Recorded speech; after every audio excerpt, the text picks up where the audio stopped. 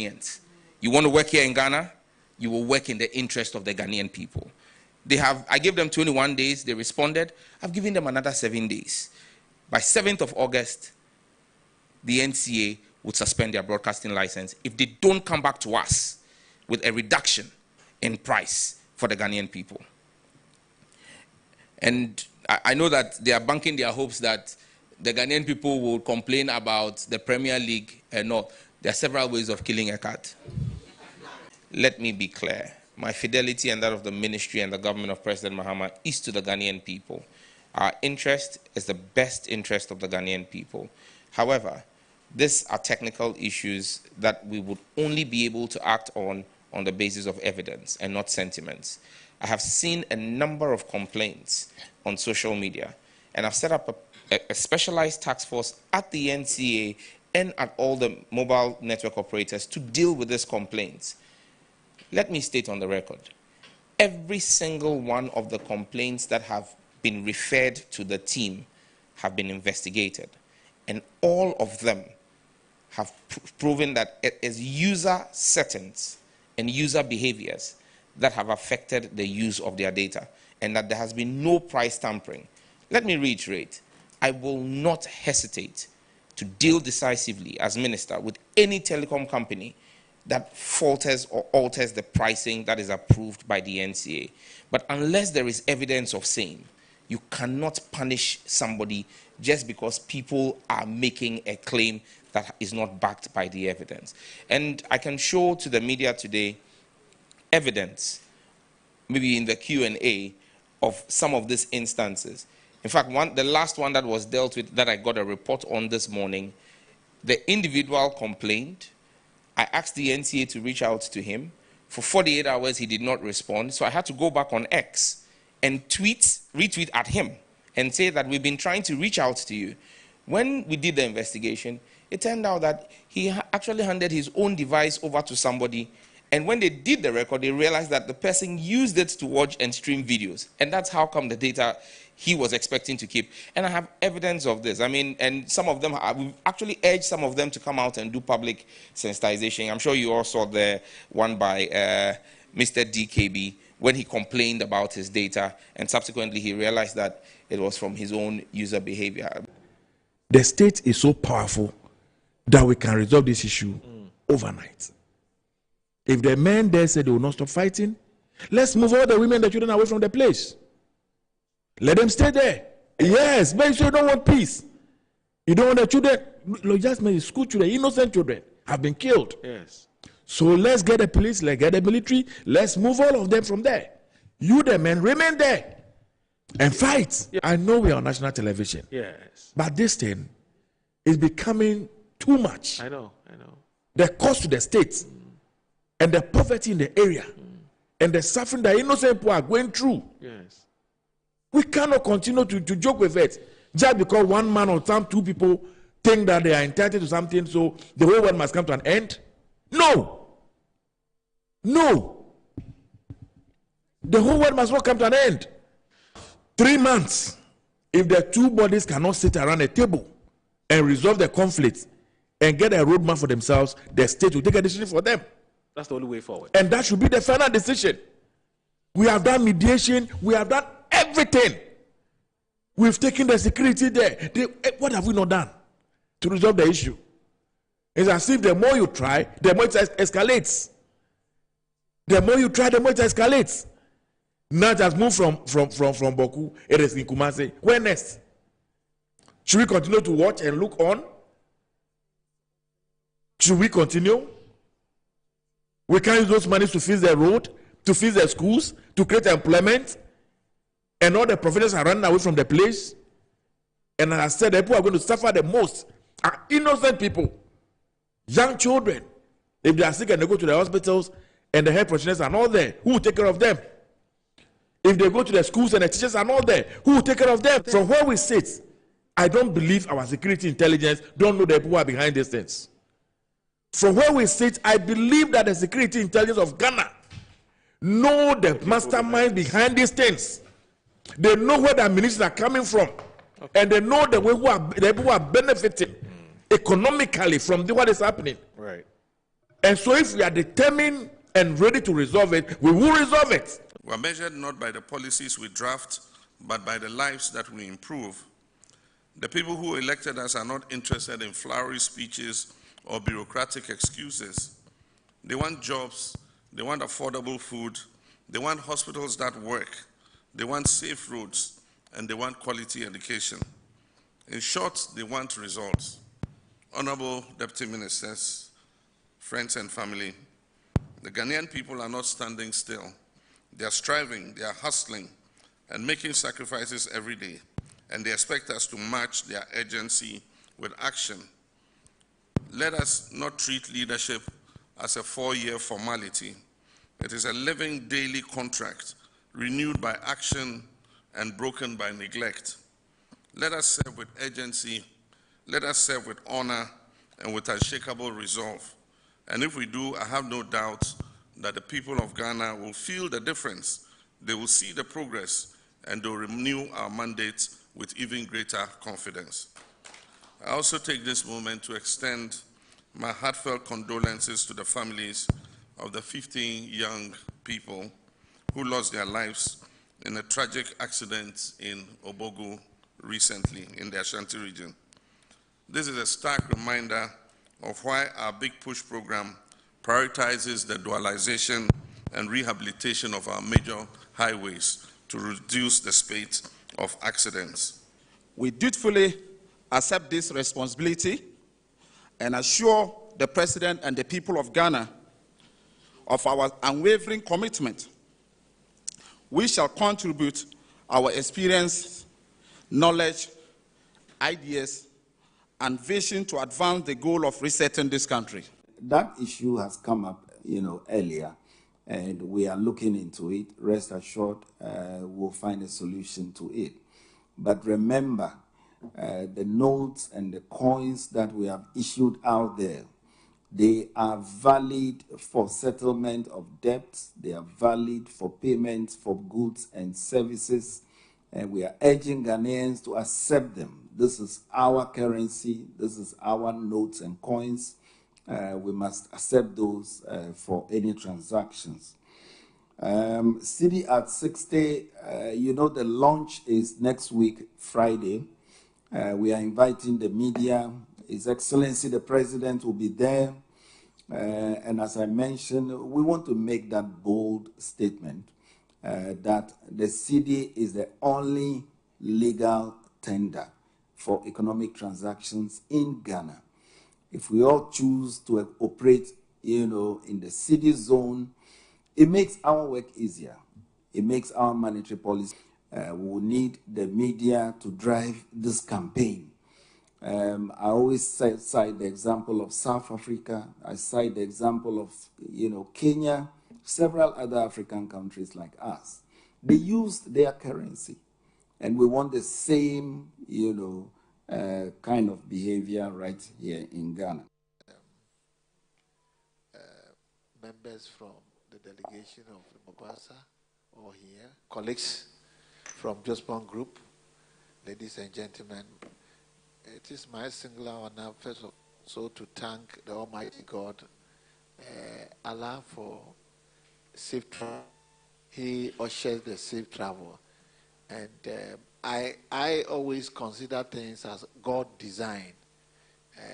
So it's God who have designed for us to meet here today, as it couldn't even have been possible. So we thank God for this opportunity. Your Excellency, we started this journey about 1.5 years. We followed up a visit. We are committed. We've signed an MOU, and we want to give all our hearts to it that we are going to make sure that the Mombasa project sees the light of the day. So with all our commitment to it, we're going to pursue completing the feasibility studies, have details, and work with you as partners.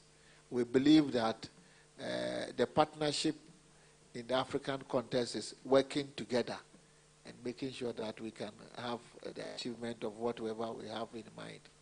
So we don't want to behave like investors. As for investors, they demand things and tell you, I want this, I want that. In partnership, you go and then you look at what the people have. You support them to get it right.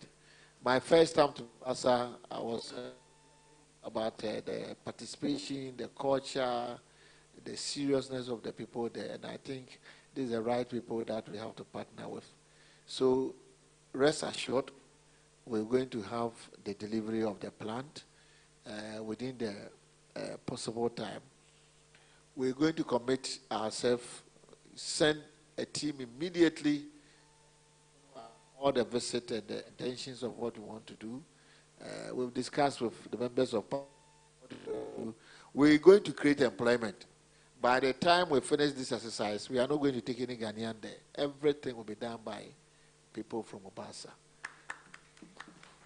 And I've assured the governor that by the time we start constructing the plant, we have to bring engineers and people from Mombasa here, so that by the time they will start working within our plans as attachment. So by the time we complete the plant, they are now coming to operate the plant. And so we will have, from the collection of the tricycles, the mechanical engineers and everything up, is going to be people from Mombasa to get it done. We are not going to bring people there. And so we have in mind of having an institute that will be training people. Even the sweepers will support them logistically and everything up, get of the things for leasing. And then I'm very happy that you mentioned of 600 units. It's a very, very good idea. The government, the county taking all the responsibility will be very burdensome. So the 600 units is quite a good idea. And we will support these 600 units with logistics, equipment, for them to be able to deliver. So, Your Excellency, Governor, all the things that we discussed are still intact. Nothing is going to be taken, but count on us. We will deliver. We thank you. I always believe starting. So, many of 1,000 miles begin with a start. So let's start. And as we start, things will get evolved and we'll all see it up. Thank you very, very much also for taking much of your time to come and visit us. Your visitation is a motivation of the Pan-Africanism that we can build ourselves in our own way. So we want to thank you, and the lessons that we've learned from here, we're also coming to learn a lot from Mombasa. We'll join hands, and by the time you recognize, we are building Africa in our own way. And then we don't need any white person to come and tell us that this is how we have to do it. We can do it the way. All the things you see there, there were engineers here who did them. They set up all the plans. We believe people from Kenya, Mombasa are capable, over capable to get it done. And we have the trust and confidence we're going to use them to do that. On this note, we want to thank you once again for coming. Wishing you all a safe flight back to Mombasa and asking the blessing of the Almighty God, Allah, to help you so that this endeavor that we have embarked on will be achieved. Thank you very much. Thank you so much, Chair. Data pricing and whether we want, people are asking for further reductions. I mean, it is fair that people would ask for more, but it must be driven by the fact and the science. And so I made a request to the International Telecoms Union, the IDT, to carry out an independent survey of Ghana and our data pricing and telecom pricing vis-a-vis macroeconomic indicators and the sub-region. We're expecting to get that report by end of September. And once we get that report, it will arm us with the right steps to take. Are we going to be asking for further reductions, or do we sit where we sit? I think that we will continue to explore this. But let me also be clear that a lot of this is market forces driven. So it's a demand and supply thing. And that's why I believe that the previous administration did us great disservice, where Google was willing to land their Equiano cable in Ghana. And because of whatever personal interest existed in the ministry at the time, we frustrated Google from landing its Equiano cable, and they took the cable to Togo. Why is Equiano critical for the cost of data in Ghana? There are currently 5 cables that land in Ghana, submarine cables that land in Ghana. If you put the 5 cables, the capacity together, that capacity is less than 70% of what Equiano alone carries. So if Equiano had landed here, it's a supply market, it's a demand and supply thing. When you have double the capacity in country, automatically the prices will drop. And so we've started work, and last 2 weeks I brought the Senior Vice President of Google to the country, and we met with His Excellency the President, and the President, John Dramani Mahama, told him, James Manyinka, that the government is willing and ready to engage with Google, and that we wanted Equiano here before the end of 2026. Commitments have been made by Google's end, and we are hopeful that we will work with Google and expedite whatever actions to ensure that Equiano lands here in Ghana to improve capacity. On the quarterly integrity data assessment that's done by the NCA, yes, the NCA is on the course to do that. We rolled out this on the 1st of July, which was the beginning of the 3rd quarter. So it's a quarterly thing. So they're going to do the survey July, August, September for Q3, and then present the report. So once we get that report in Q3, we'll definitely make that available to the public. But another regulatory directive I've given to the NCA, which is being explored right now, is, you see, when you make phone calls, at times you get a pop-up message that tells you that you spoke for this long and this amount of your credit has gone, so this is your balance. We're trying to see if we can work with the telcos to ensure that at the end of every day, they also send you a pop-up message like that, that gives you on a daily basis, a report of what your data usage has been, so that it's also able for you to then work. Because every one of the cases I've investigated, we've had to request for the CDRs. And so it's the CDRs that allow us to then determine what your data records have been.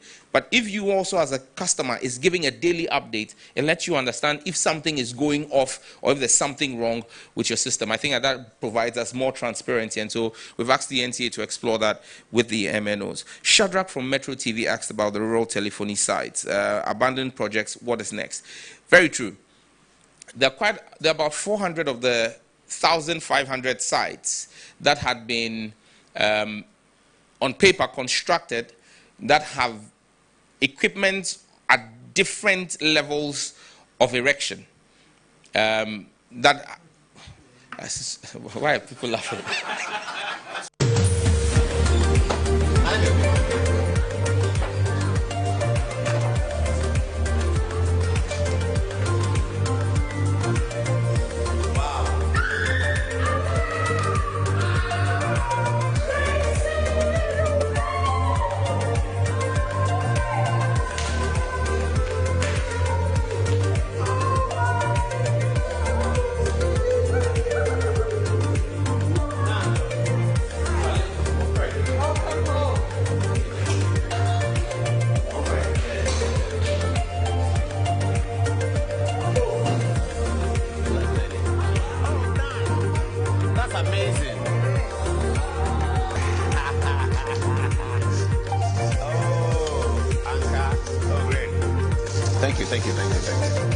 Grayson, thank you for the sound.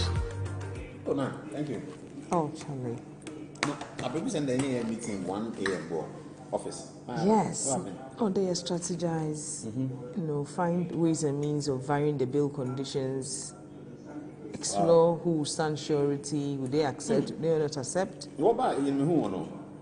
What about BNI? Yeah, but BNI, late in the night, Kaugudi, Ame, Amanda, Cynthia, Godfrey Dame, and then Biffy joined us. Maybe they may knock out. Oh, Biffy, no Biffy come. You were in a white top? Yes, I was in a white top. I saw you back.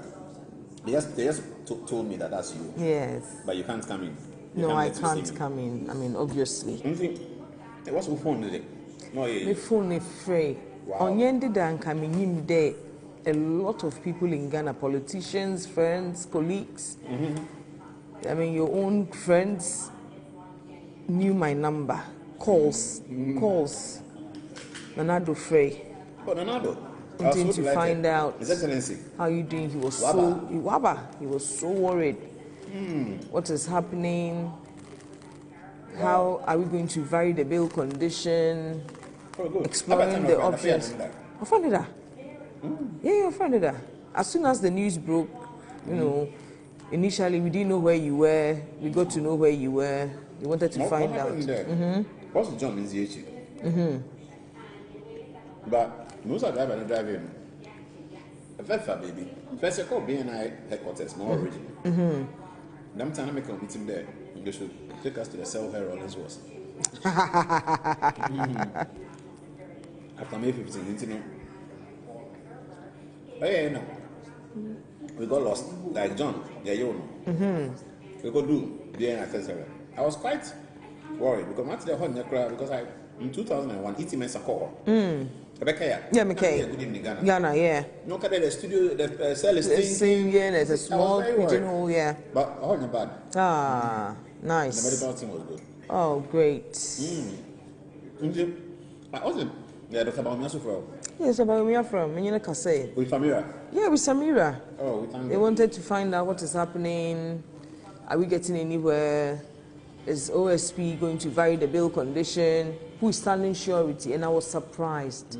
So many people were just ready, on standby. Rashid, Ibrahim, house documents. Major Court, just name them. Individuals, companies, everybody wanted to help. The solidarity for you was massive. I mean, I'm surprised. So what happened was Bayfi was on one radio station, I think Peace and Ote. So we all know Bayfi already. Okase immediately from the program, and then we decided to come over.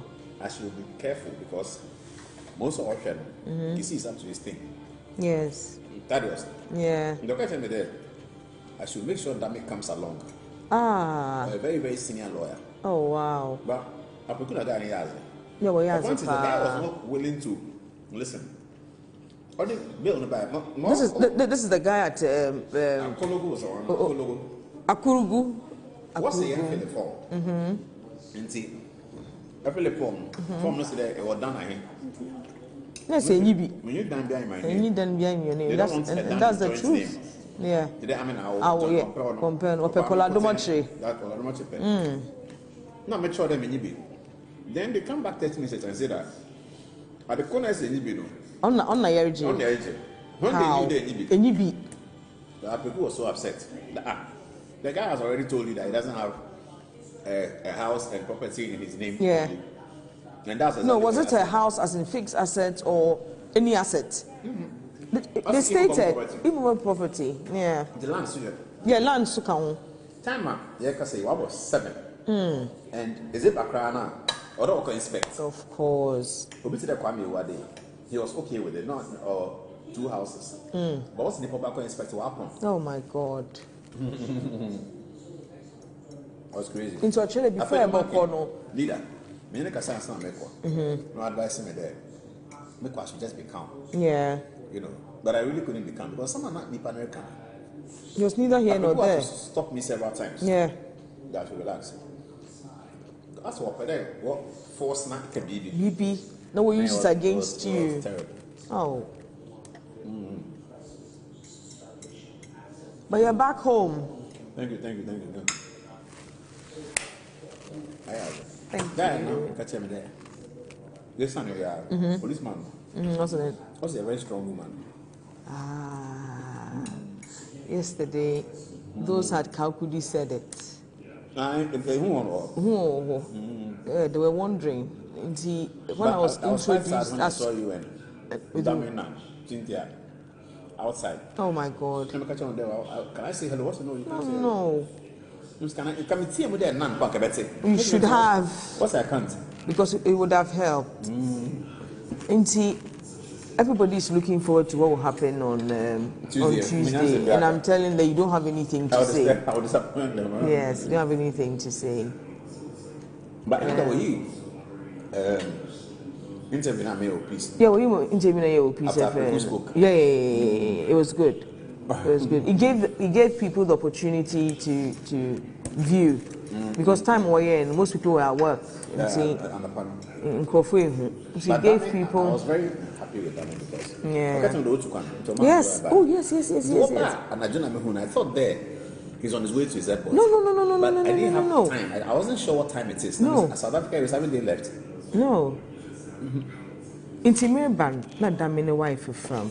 Nurse says Dami cannot travel when his brother is in there. Oh. He has to be there. Government is broke. The people are spending billions to go inside the government that is broke. Have you ever seen a minister who resigned because government is broke before?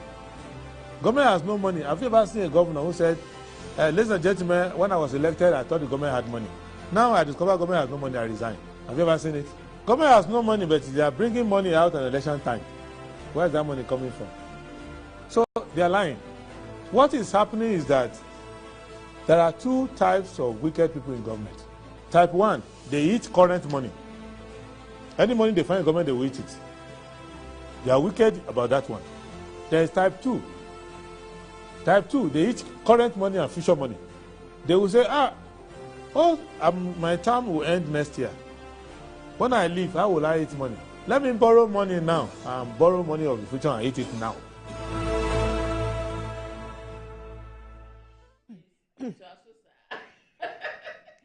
A very good morning to you. Welcome to the program. It's Good Morning Ghana, and by the directive principles of state policy, of course, captured in the Constitution, we get the opportunity to join the conversation in helping build the country and raising the standards high. And you want to have the opportunity or grab the chance also to be a part of it. Today is the 4th of August, 2025, and welcome to the program. Thank God for giving us another day, to go through the issues of the country, and it also marks the beginning of greater works, of course, of which I'm part of. So I definitely will talk about it. Greater works is starting today.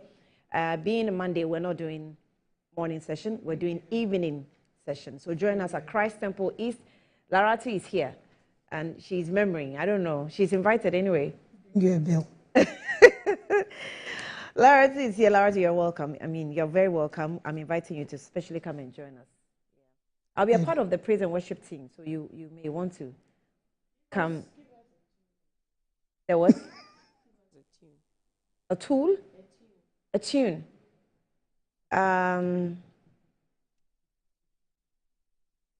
Okay. Madam, continue. Cameramen, let me just officially, introduce them because they can't wait to speak. So. On that note, let me do it differently today. Laratu is here, and she is a member of the MPP communications team. She's joined us. Good morning, Laratu. Good morning, honey. How are you? You're very welcome. Thank you. How are you doing? I'm doing fantastic. Are you holding on? Very well. Very well. Being bereaved and being appointed. That's like sweet and sour. You know what I really... being appointed? Yeah. I saw congratulations all over, and I ended up seeing... I was expecting you to come and respond, and all I saw was a leg. Like that. All the congratulations and all we saw was a leg. Is that the marks? You want me to respond to rumors? Is a rumor? Yeah. Really? Mm-hmm. Oh, and why haven't you debunked it? I don't have to. So we should take the... why don't you have to? No, I don't have to. No, I don't. People are really happy for you, you really worked. I'm grateful really that they're happy. Especially when you're Shamima. You really worked hard. So, what's happening? What kind of mischief so is this? why would anybody... Did you create that rumor? Did you create what kind of mischief? You have been congratulated. I had screenshots of it, and I was wondering... congratulated you as so I texted the person that, I'm not going to give you the content, but that's all about it. I don't so it's not true. I can't go on social media. Is it true? If I didn't respond on social media, I'm not responding on the show. Annie, that doesn't make sense. Well, I would say make sense anyway. Because you are being congratulated all over. So if it's not true, why don't you just debunk it?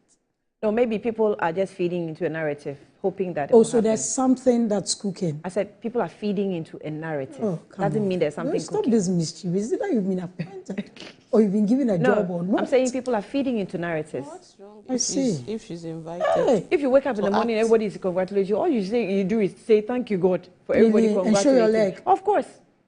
And show your leg. Oh, that leg, lady. A leg, you just say, show. No, and shame. But it's just strange that. Also, show your leg. Show your leg. No, cameraman, show your leg.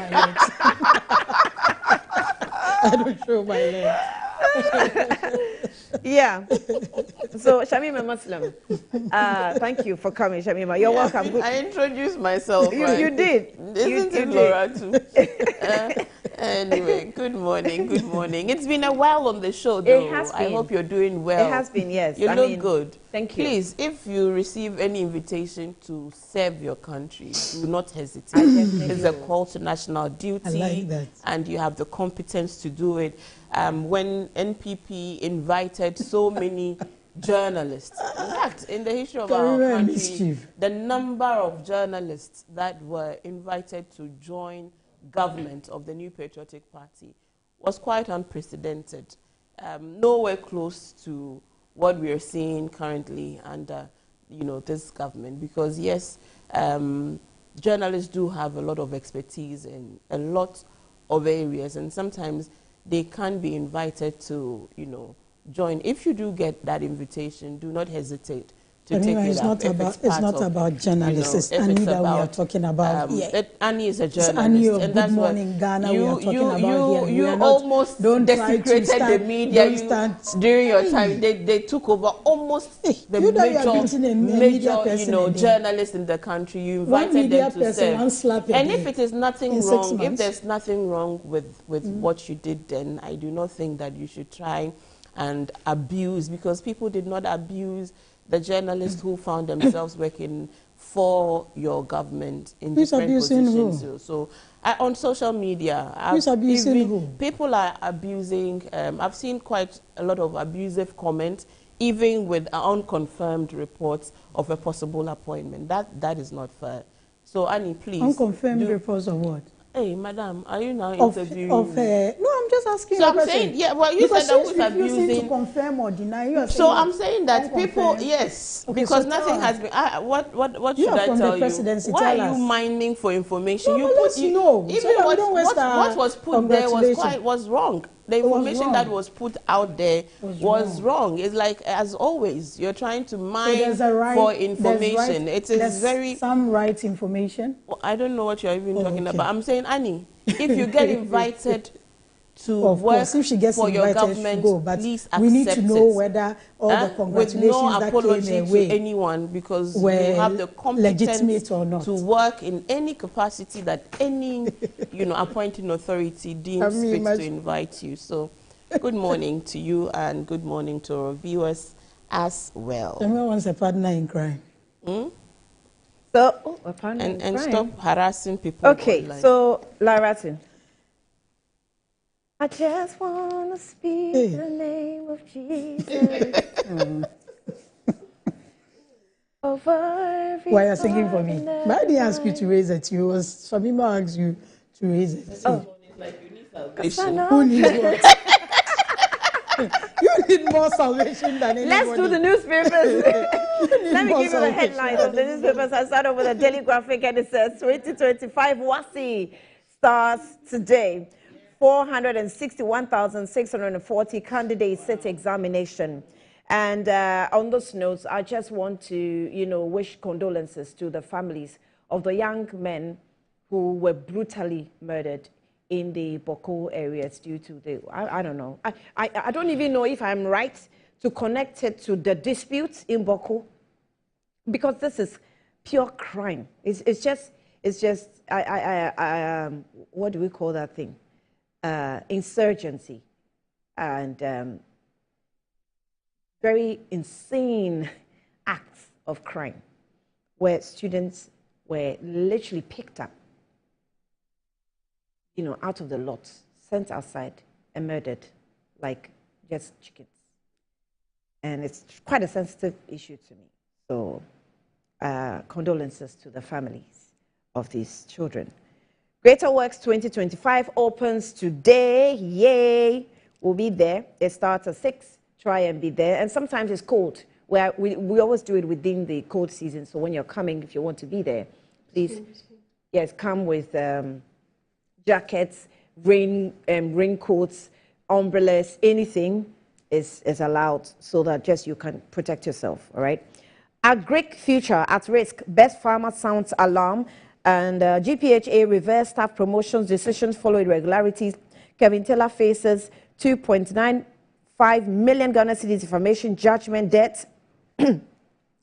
Government won't budge on ultimatum to DSTV Communications Minister. Ghanaian Times. Daddy Lumba reigns in death. Thousands honor him with vigil across the country. And AU honors Eric Opoku for agriculture transformation. No plan to deport Nigerians. President. Hey. I guess we have to tread cautiously because this matter is quite sensitive. Ghanaian Times Needy Fund is also still open. You can contribute into it. Kenya reposes confidence in Zoomlion waste management solutions. Congrats. Daily Guide. NPP denies smear campaign deal with Ukrainian firm. OSP releases Adomotri. I'm not into Galamsey, Abanga. Youth Festival begins with Islamic dialogue. UDS student gets life imprisonment for murder. The Herald. Sam Okujeto, daughter, law firm, others sued for inheritance fraud. Half-brother alleges forgery and fake signatories in property grab.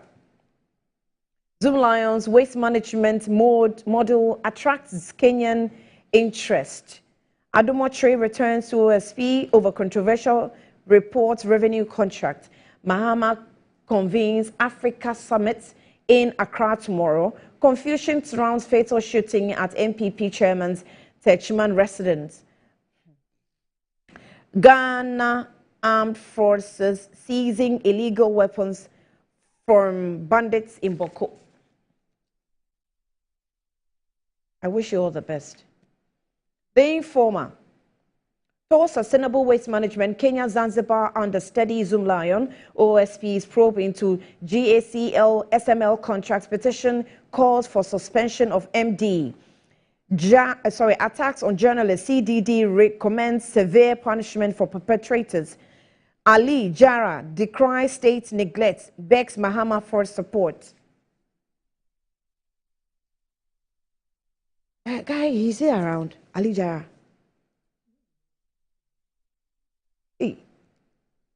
Pusak thumbs up GTech, says crackdown will save students from exploitation. The Inquisitor, cry over high bill demands AG mounts defense.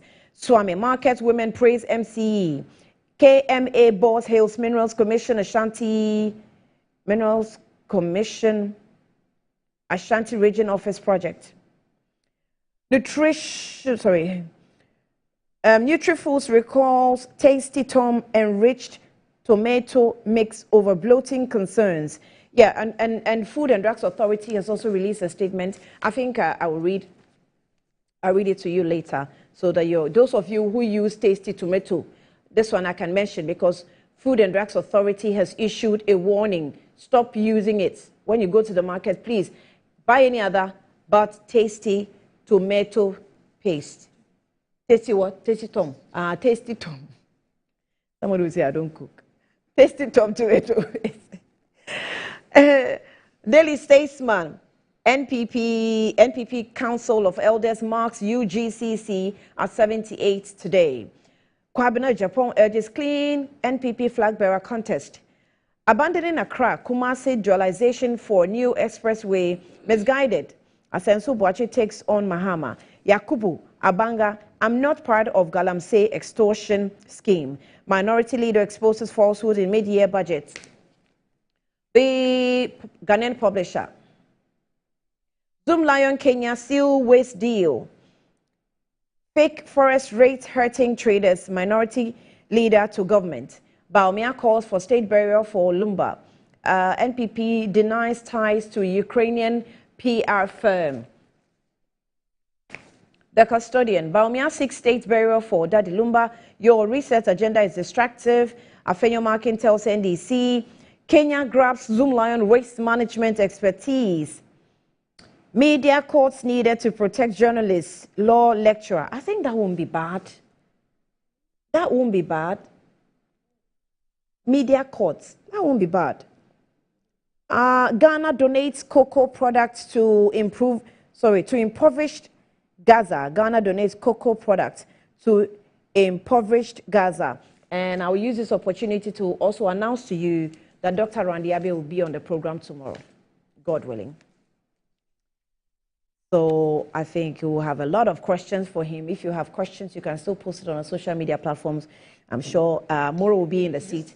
He'll be a guest? Yes, please. Or is one-on-one? He'll be a guest. Like one-on-one or okay. pairing Part of the panel. is still a guest. Oh, okay. Okay. Daily Post. Daily Post. Ghana donates 40 tons of cocoa products to Palestine in solidarity gesture. Ghana has no intention of mass expulsions, President Mahama. And it's actually when President Mahama welcomed Nigeria's Minister of State for Foreign Affairs, Bianca Odumegu Ojukwu, to his office. I think they can feel the heat. Kenya reposes confidence in Zoomlion Waste Solutions and President Mahama to lead African Health Sovereignty Summit in Accra. The Business and Financial Times petroleum revenue slump, 56% in first half 2025. Sharp decline reflects falling output, global price pressures. And then we have in the processing rubber tension, why processors are struggling to secure supply. And sanitation, Kenya looks to Zoomlion for innovative waste management solution. Go and make Ghana proud. And on this note, we'll take a breather. We'll be back shortly.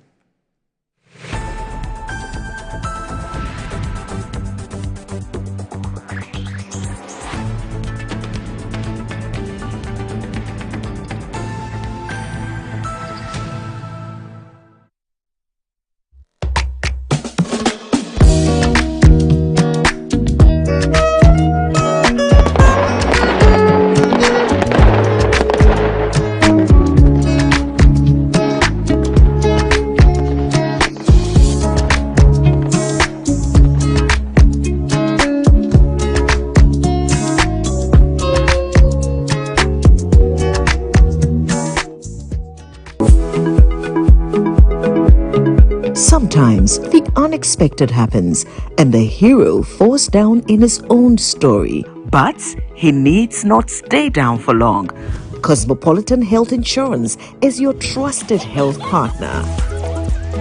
Whether an individual building a business, with Cosmopolitan Health Insurance, your medical care is our concern. For the best health insurance solutions for corporate institutions, groups and associations, families and individuals, choose Cosmopolitan Health Insurance from our over 700 accredited health service providers nationwide. Call us on 0302 540 668 or 0501 678 547 for all your health insurance solutions. Cosmopolitan Health Insurance, your medical care is our concern. I'm here at Mycom JA Limited to show you the Promethean Active Panel, the ultimate tool for corporate institutions, hospitals, schools, and your home. With its crystal clear 4K display and an unbreakable screen with an ultra responsive touch technology. This isn't just a screen, it's a game changer. For corporate institutions and in schools, this active panel can be used for Zoom meetings and PowerPoint presentation. And your homes are not left behind. You can use it to watch all your favorite programs by just connecting to a Fire Stick, and you can get access to channels like Netflix and Amazon, and voila, you are in there. At Mycom JA Limited, we provide you with the best quality products from the United States of America with 1-year warranty. You can get an active panel at a discounted price of 18,000 Ghana Cedi only, and it comes with a Fire Stick, a webcam, and a micro system. You can locate us at Chado Container behind the Trade Fair. Visit Mycom JA Limited today and elevate your tech. I'm a brands manager. Of course, I accept only quality and affordable printed souvenirs for my promotional campaigns. I'm the head of academic affairs of a very important institution in Ghana. Of course, we only deal with quality, reliable printing companies for our institution's printing materials. I'm talking about appointed time printing. Appointed Time Printings. We take pride in our extensive print scope that transform your ideas into captivating visual masterpieces. We delve into the core objectives and vision of each print project. Precision printing is at the heart of our printing process as we meet your tight deadlines. Our rigorous inspection, color verification, and overall printing excellence are assured. 20 years of printing excellence. It's always a pleasure working with you to create a vibrant, dazzling printing experience that gives you a masterpiece. Appointed Time Printing, your world of quality and affordable printing. Brush, brush, brush, brush, brush, brush, brush, brush your teeth. Brush, brush, brush, 2 times a day. Brush with Kel-Kit. Hello, my friends. My name is Kel-Kit's Toothpaste. Wow. I was made to be gentle on your gum, but protected.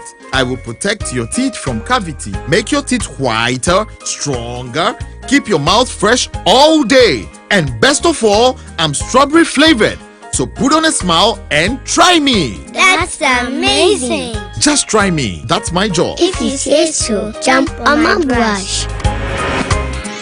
Makes your teeth stronger, chicky chicky whiter, chicky chicky stronger. Yay! You did it! I'm glad you like your new toothpaste. Don't forget to brush both day and night. Kel-Kits. Happy smile.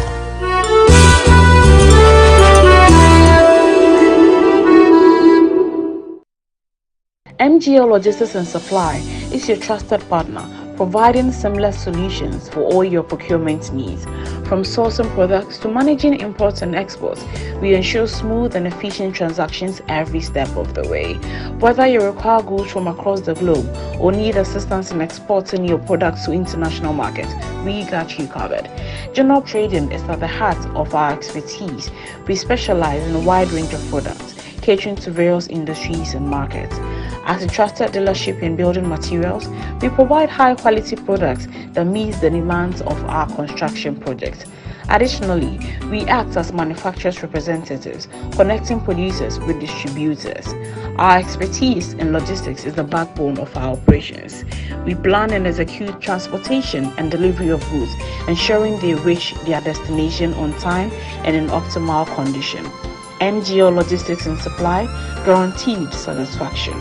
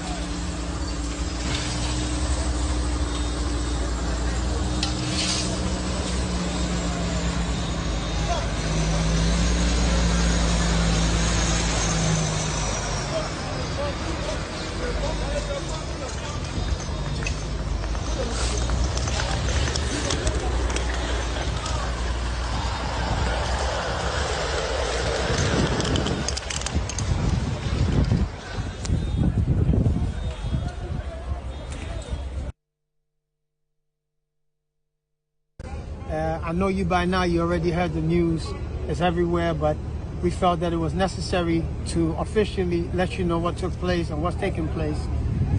We would like to begin by thanking all the love that's being shown. I mean, it's been amazing, people coming from everywhere, far and wide, to come and show love.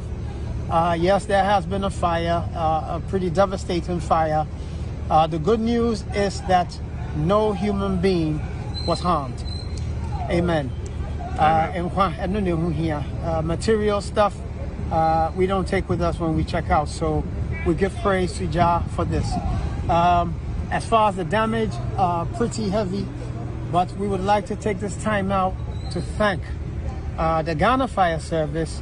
I know that you're going to catch a lot of flack because you are so close to us in proximity, literally about a minute or so away from us, but we also found out that easy. in Medina and all over the place. Into Omono, Nipa, and kind of said, no, my brain. But they finally did what they had to do, and they put it out. And they turned it out. And so, therefore, we would like to thank you, Yambo Mabaso, because I know they're going to catch some flack, but that's not what we're here for, to point fingers. Shout out to the Accra Tourism Information Center. Shout out to the greatest of respects. This so much talked about push is neither balanced nor big nor strategic. I say this because, Mr. Speaker, I believe strongly that it's just a political program rather than economic efficient program.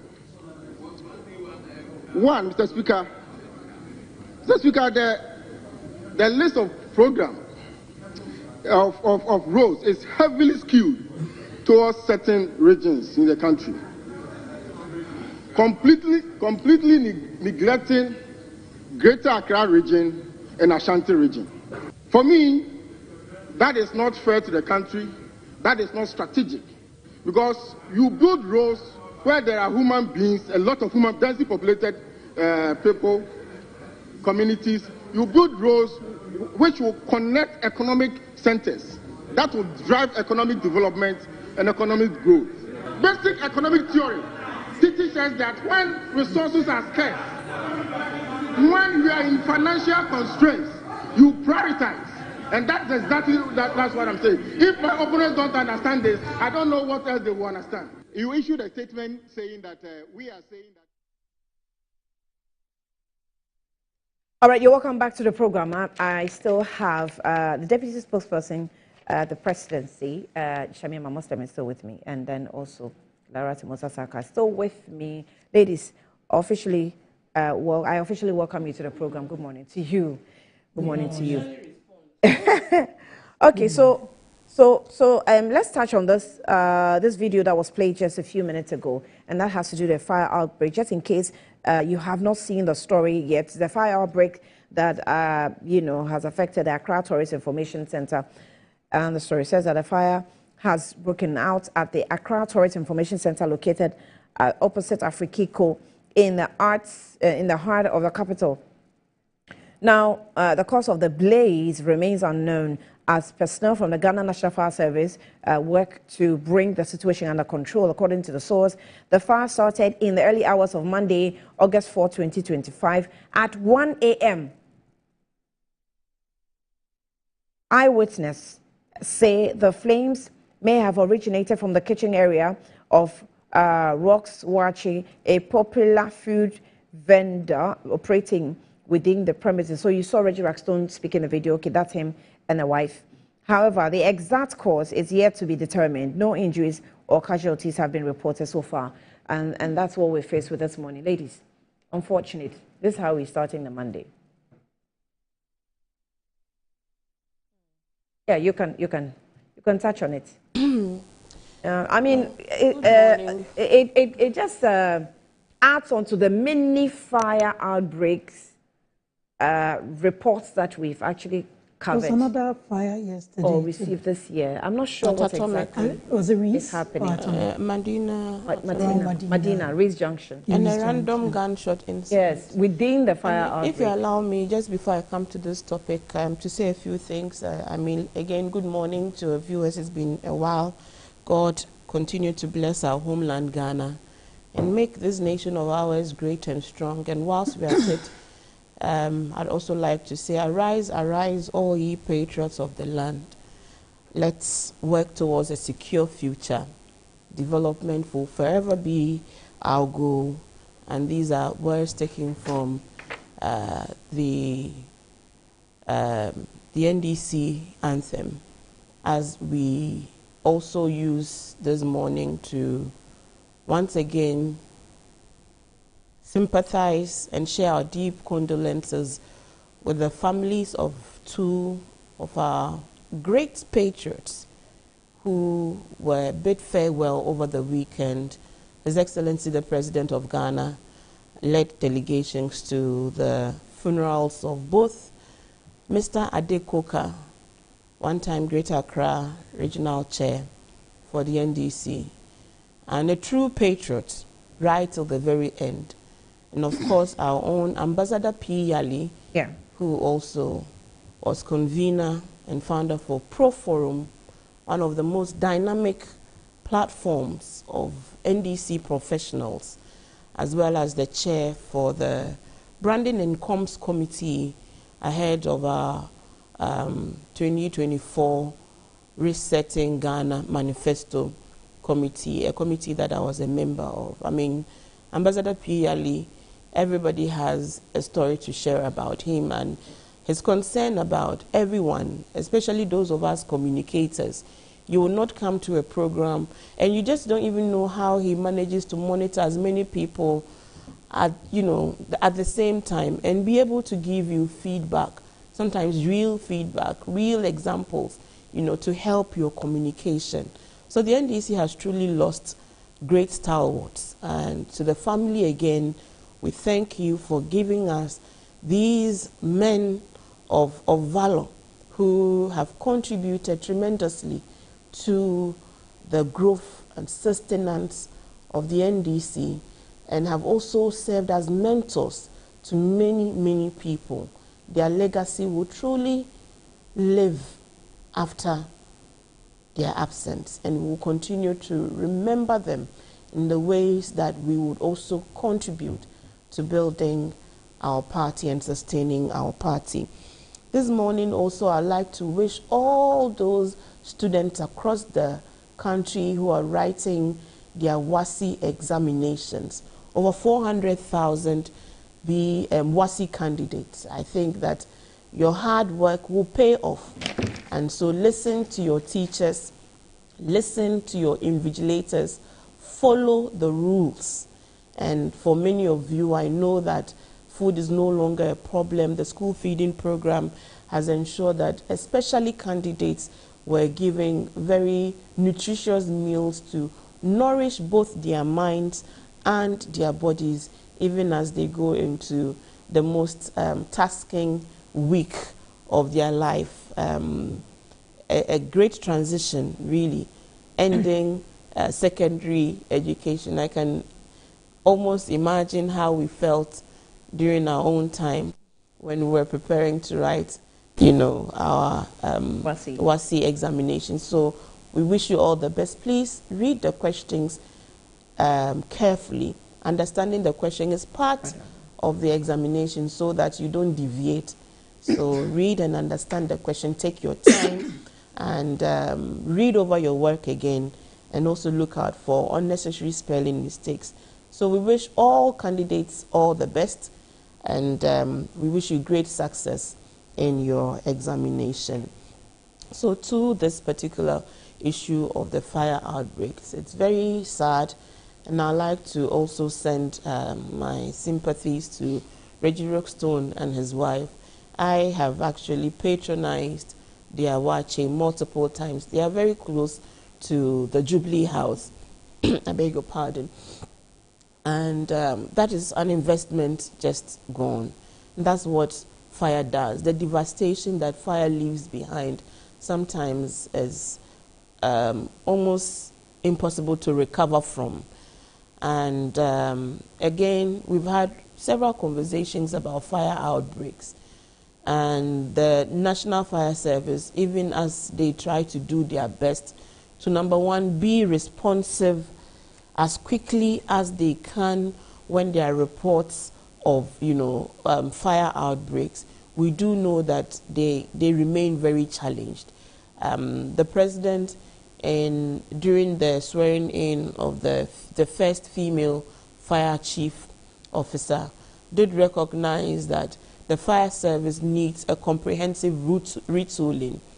Their fire tenders are over decades old, and a lot of them are not fit for purpose. And even also where they usually get the water, what do they call it? Hydrants. The hydrants. So you remember in the Ashanti Regional Market fire, we saw visuals of hydrants that had been built over with concrete. So there's a big problem that requires a holistic approach to dealing with. Just as we're dealing with this issue before, there had also been a market fire. Market fires are the most predominant, fires that we often record, apart from domestic and some of these other ones. So again, what do? We come back to the drawing table. We look at both the preventive measures and then the responsive measures. With the preventive measures, I think all of us must bear some level of responsibility in ensuring that our premises are fire safe. Do we have fire extinguishers? Have we, the fire service people always tell everyone that every office, every restaurant, every habitable space needs, needs to have their comprehensive fire audit to ensure that their space is fire safe in terms of what needs to be in your space, the things that go off, the fire alarm must be installed. I had one in my shop some time back. And in fact, to be fair, we had visitations, regular visitations from fire officers who would come in, take a look at our space, and even they changed my fire extinguisher because they said that was not the right extinguisher, and they brought me the right extinguisher. A lot of the times, fire extinguishers are expired, but yes, people don't even know. People don't know it. So they taught us how to use it and how to keep it locked and safe. And this was not we calling them, it was them proactively visiting these shops that were within our vicinity. So to be fair, I can testify to that level of proactiveness. But I think anyone who invests, huge amounts of money into a business or into a home should feel obliged most urgently to take steps to ensure that that home is at least secure enough to prevent the onset of fires. Of course, we can't prevent all forms of fires, especially in very high risks environment like eateries that deal with fire on chop bars and all of those things. And then electricals. There are major problems with poor quality wirings that have also been mentioned to be the primary source of fire outbreaks in many residential and other areas. But for restaurants, chop bars, eateries, because they always deal with fire issues, they must also be very interested in the preventive mechanisms. And even if the fire did come, that they would be able to, this stop is a the bit fire. Putting you on the spot. I'm sorry about that, but I don't know if you have information about any reports having been received by the high officers as far as these one too many fire outbreaks are concerned, because the National Fire Service, normally when they record the incident, they investigate, but they don't put the results of the investigation out. It's always to the appropriate institutions. I don't know if you've received it yet, or there's any follow-up, what exactly is happening, because sometimes, and they all happen in wee hours of... Mostly. And of course, apart from the genuine cases, there have also been reported concerns about arson also being part reasons why we have witnessed some of these some market fires and even some other spaces. But again, I think the bottom line is retooling the fire service, which is really on the government's agenda, and there's clear commitment that they're going to be receiving new fire tenders, and the hydrants are comprehensively being reviewed, and there's also a program to expand fire hydrants because our populations have become quite dense, even especially in markets. And even in our lived areas, especially in rural, urban centers, the populations have become so dense that it has become imperative to expand fire hydrants to make it easy. Also the issue of urban planning, because some of the areas, especially in the most dense communities, usually the slums and other areas, you can't even have access. As we saw with the Continental Fire outbreak, some time back. Yeah. Even to get the pathway to the market. The pathway to and where even the Kumasi center, market as well. The Makola market, we all saw those challenges. So there are bigger complex issues, but I would say that let's take greater personal responsibility for our safety, the safety of our spaces, and the safety of our investment. The issue of insurance, and whether or not many people think it important to insure their homes or their businesses, against unforeseen tragedies as this. But I think that also lies largely on government. When we're able to work on reports of fire and we restore the businessmen and women, back into activity, we now have to urge them to engage insurers, so that they can also do something about it in terms of protecting their words.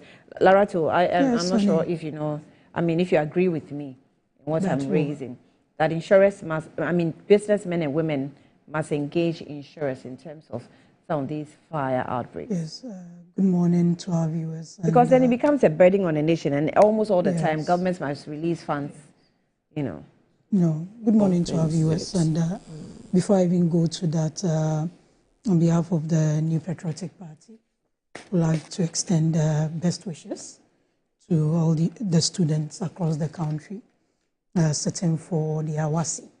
We wish them the very best of luck.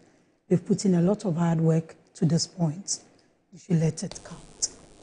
So to the fires, Annie, yes, the backstops with the government or the state, if we should put it that way. And apart from we having fires being reported, like I came across some data, I think from Global Forest Watch, and in the first half of 2025, fires that have been reported are a little over 3,900, less than 1% above what was reported same time in 2024. So it looks like this is an issue that needs a lot of, but yes, fire tenders will go. We need road tooling and all that, but fundamentally, I think it's education. Like Reed's Junction, there are some reports indicated that this is the second fire. This is the second fire in less than a month. Right. And even with us, there are classes of fires. There are classes, I think, from class A to, I think, F or K in other jurisdictions. The extinguishers, like Shamima was saying, there are different types of extinguishers for different types of fires. So if you don't know some of these basic ones. So I also think that, the fire service does some work, especially with institutions. But I think it's time for them to really go lower to the markets and those places. I'm sure they are doing it, but it looks like it has to be scaled up. Because for fire extinguishers like this, apart from you being there are some fires you can't quench with water. There are some you need dry powder. There are some you need CO2. There are some you need some level of chemicals. There are different types of fires. And for some, you just have to break the contact with oxygen. So if this education is not there, there'll be fire from maybe oils, or there might be an electrical fire, and you're trying to use water or something else that doesn't suffice to bring down the fire or totally quench it. I think it's education, education. We all need to be alert. We all need to be sure that we are, especially for electrical fires, we all need to be sure what we are using for our wiring. And you know how like maintenance is also something that is not really valued, especially at the state and government level. So you have wiring that are seen years beyond you and I still being used. So we need to look at all these things and encourage citizens to, it's important to take personal responsibility for some of these things. It also brings to fore for business people, and this is to also reach out to one of our most cherished artists in this country. I grew up listening to him, Rhetoric. I grew up rapping his song. The grandpapa. So, I mean, this is to wish him well. And it brings to fore the conversation of insurance. Business people insuring their businesses. I know there's a lot of conversation about insurance companies just taking monies every year. But I also think that these insurance companies, they've come a long way. Now there are different packages that you can go on. There are some even companies that will give you some discount if you don't make a claim in a particular year and all that. So they also need to look at how they can also repackage their service to every level of business and individuals. Actually, you know, there are some myths around insurance. Well, and I was surprised when I heard one of, because some people actually think that if you insure against a disaster, you are actually calling a disaster onto yourself. So there's a lot of public education that we need to go. Yes. Really? Yes. You don't anticipate. You're insuring against death. You are calling death life insurance. If you're insuring against fire, are you calling fire to happen to you? Wow. You know, I've had a couple of times that insurance have tried to sell funeral policy to me. That one is also... I'm a Muslim. Yeah. Funerals are not such. So you're like, oh, there are people that they know that, but we all have what we are interested in or what we are passionate about in terms of insurance. I think it has to be collaborative. But I mean, all these, the retooling needs to be done by government, but I think education, fire service needs to enhance the education. We also need to be part of it. It can't be done without all of us. You know, one of the things I always say is that when it comes to state institutions, we also need to really look at the level of stakeholder engagement. You know, it's like, okay, this is my mandate, I'm fulfilling it, but are you reaching out to those who really need it?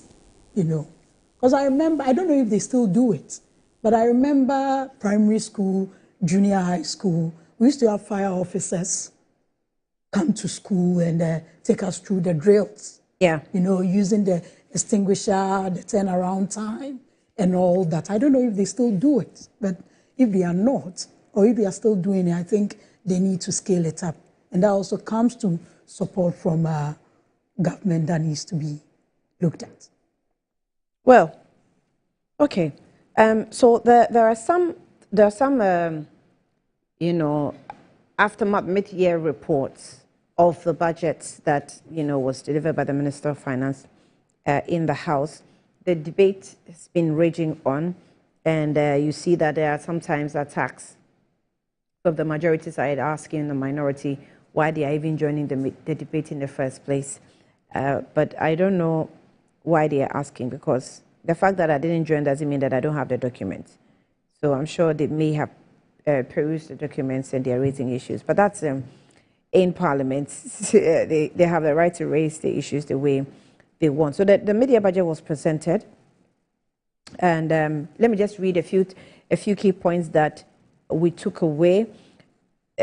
We had some good news which has to do with government requesting for extra funds. So Dr. Forson actually told Parliament that it is not seeking for a supplementary budget projections for GDP growth of 4%, non-oil GDP growth for 4.8%, and also end-of-year inflation 11.9% remain unchanged.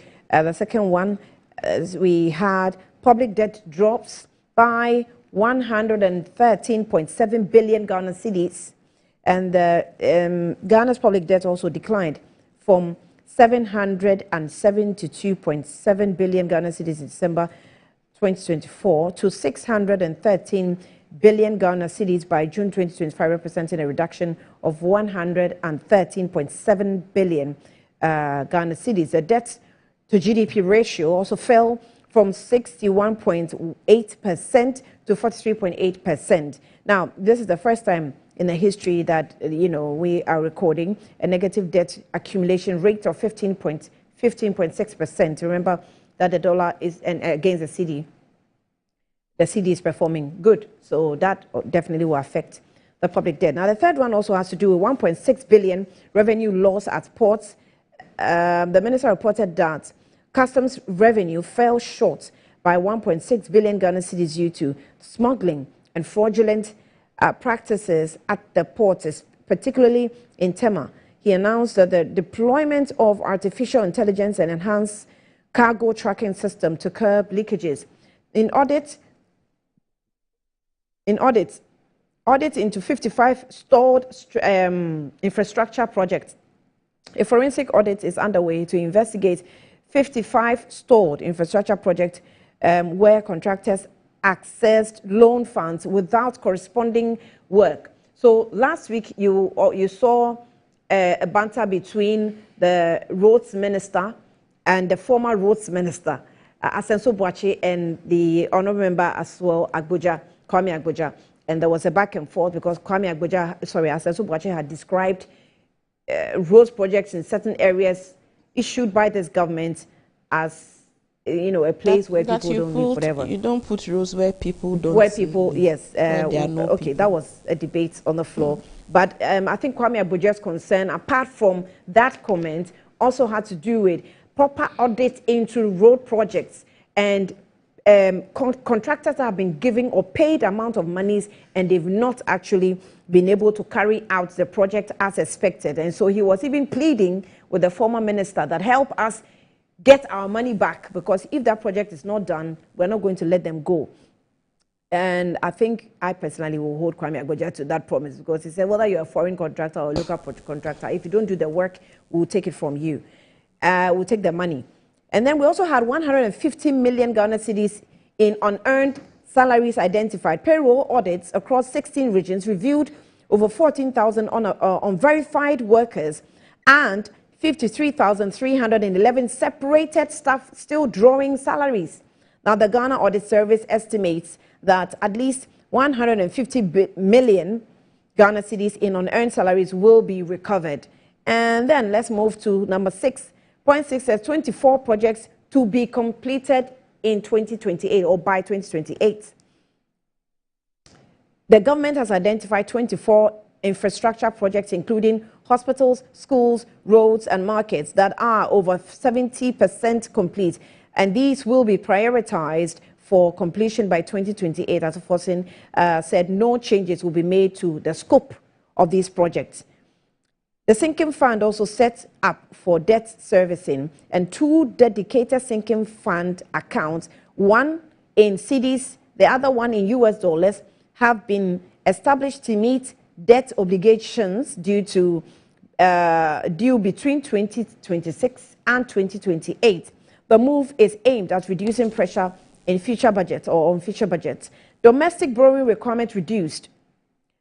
The government domestic borrowing needs have been revised downwards from 64.1 billion Ghana cedis to 59.8 billion Ghana cedis. Dr. Forson attributed this improvement to market conditions and falling treasury bills. And then energy sector levies to generate 2.9 billion Ghana cedis. Well, because we were also, trying to get the projection and then the end game of this levies that we're collecting for to pay or to clear the energy sector debt. Amendments to the Energy Sector Levies Act are expected to yield an additional 2.9 billion Ghana cedis, which will go towards clearing arrears and supporting power supply. The 10th point is Ghana credit ratings improved. Fitch Ratings had upgraded Ghana's long-term foreign currency issuer ratings from restricted default to B- with a stable outlook. And this marks the first credit ratings improvement since 2021. So these are the 10 points to take away. Remember that there's also dollarization. The minister talked about it, that they're going to, as much as possible, stop the practice of dollarization, where things are quoted in dollars, things are bought in dollars and all that. Those businesses, I'm sure, if you are allowed, then it means that government, the state, or the law will allow you. If not, you'll be in trouble. Those are some of the issues that came up. Now, there is also an article about government spending. A professor of finance and economics at the University of Ghana has criticized government's approach to fiscal discipline, warning that Ghana's economic problems require decisive spending, not celebration of restraints. Now, Charles Godfred Aka, speaking on PM Express, says that the question the logic behind the government's touts as prudent financial management. Now, he said, quote, well, fiscal discipline is good if it's defined as a way of reducing waste of resources, corruption, and then improving on expense efficiency. Then it's good, he said.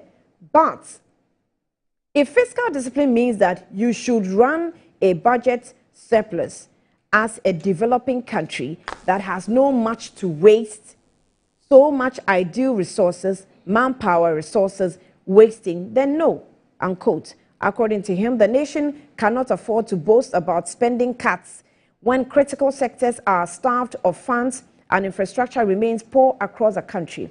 Now, people have finished university in 5 years, 6 years, not getting jobs, nurses sitting in homes, teachers are still home, universities cannot employ lecturers when there are so many students, and roads are terrible from here to Kumasi and all over the country, he pointed out. So, Professor Aka also insists that the conversation should not be about achieving a budget surplus at all costs, but about channeling spending into projects that directly address the country's economic stagnation.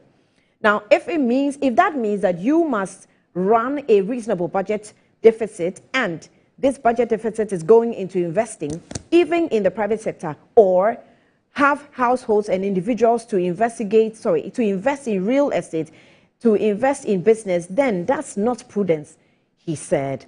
Now, he dismissed any narrative that prioritized fiscal tightening while leaving behind the urgency of job creation, public sector enhancement, and infrastructure delivery. He noted that the deficit spending can be justified if it leads to tangible development outcomes. Okay, I'll pause here. Because it's quite a long article. If anything, I'll make reference. Let me come to Shamima first. Shamima, you have presented a major. He said what? She would have been surprised if I had started with her. Well, you can start with her because you've mentioned. Why would you have? It's your budget. She walked out. She stated. In fact, she doesn't have an opinion on the budget, as her members of parliament don't have an opinion on. You've done half of my work because you have actually. He's done half of your work. Yes. Okay. You may choose to misrepresent that statement in your mind, but it will be in character of the political party you represent. I'm referring to the statistics, undeniable, verifiable statistics, the indicators as were presented that cannot be contested. I mean, people's interpretation of those indicators and what they mean can vary, but we cannot contest it. And so I'm not going to go into mentioning to you all the things you have, so graciously mentioned to our viewers. To understand how the Mahama administration is working and intends to work to make Ghana work again, we need to go back to the spirit and letter of his vision as espoused in our Resetting Ghana manifesto. In that manifesto was a clear communication of the direction that His Excellency John Dramani Mahama was going to take this country from, which was paramount because of where the nation and the country had found itself. So the vision was to reset Ghana for jobs, for accountability, and for prosperity. You'd also need to go back to the bigger vision from where the reset vision came from. It is the foundational philosophy of the NDC, an egalitarian political tradition that believes that we must share the benefits of governance as widely as we can, because an egalitarian government is not asking who are you, where do you come from, where do you live, who are your grandparents, before they ask what do you need as a human being. And for us as a political tradition, that is what informs everything that we do. And that is what has informed the specific areas of intervention in this first 6 months. Why would we spend millions of Ghana cedis in vital social sectors? Because this country had collapsed. The economy had collapsed. Poverty had become stark.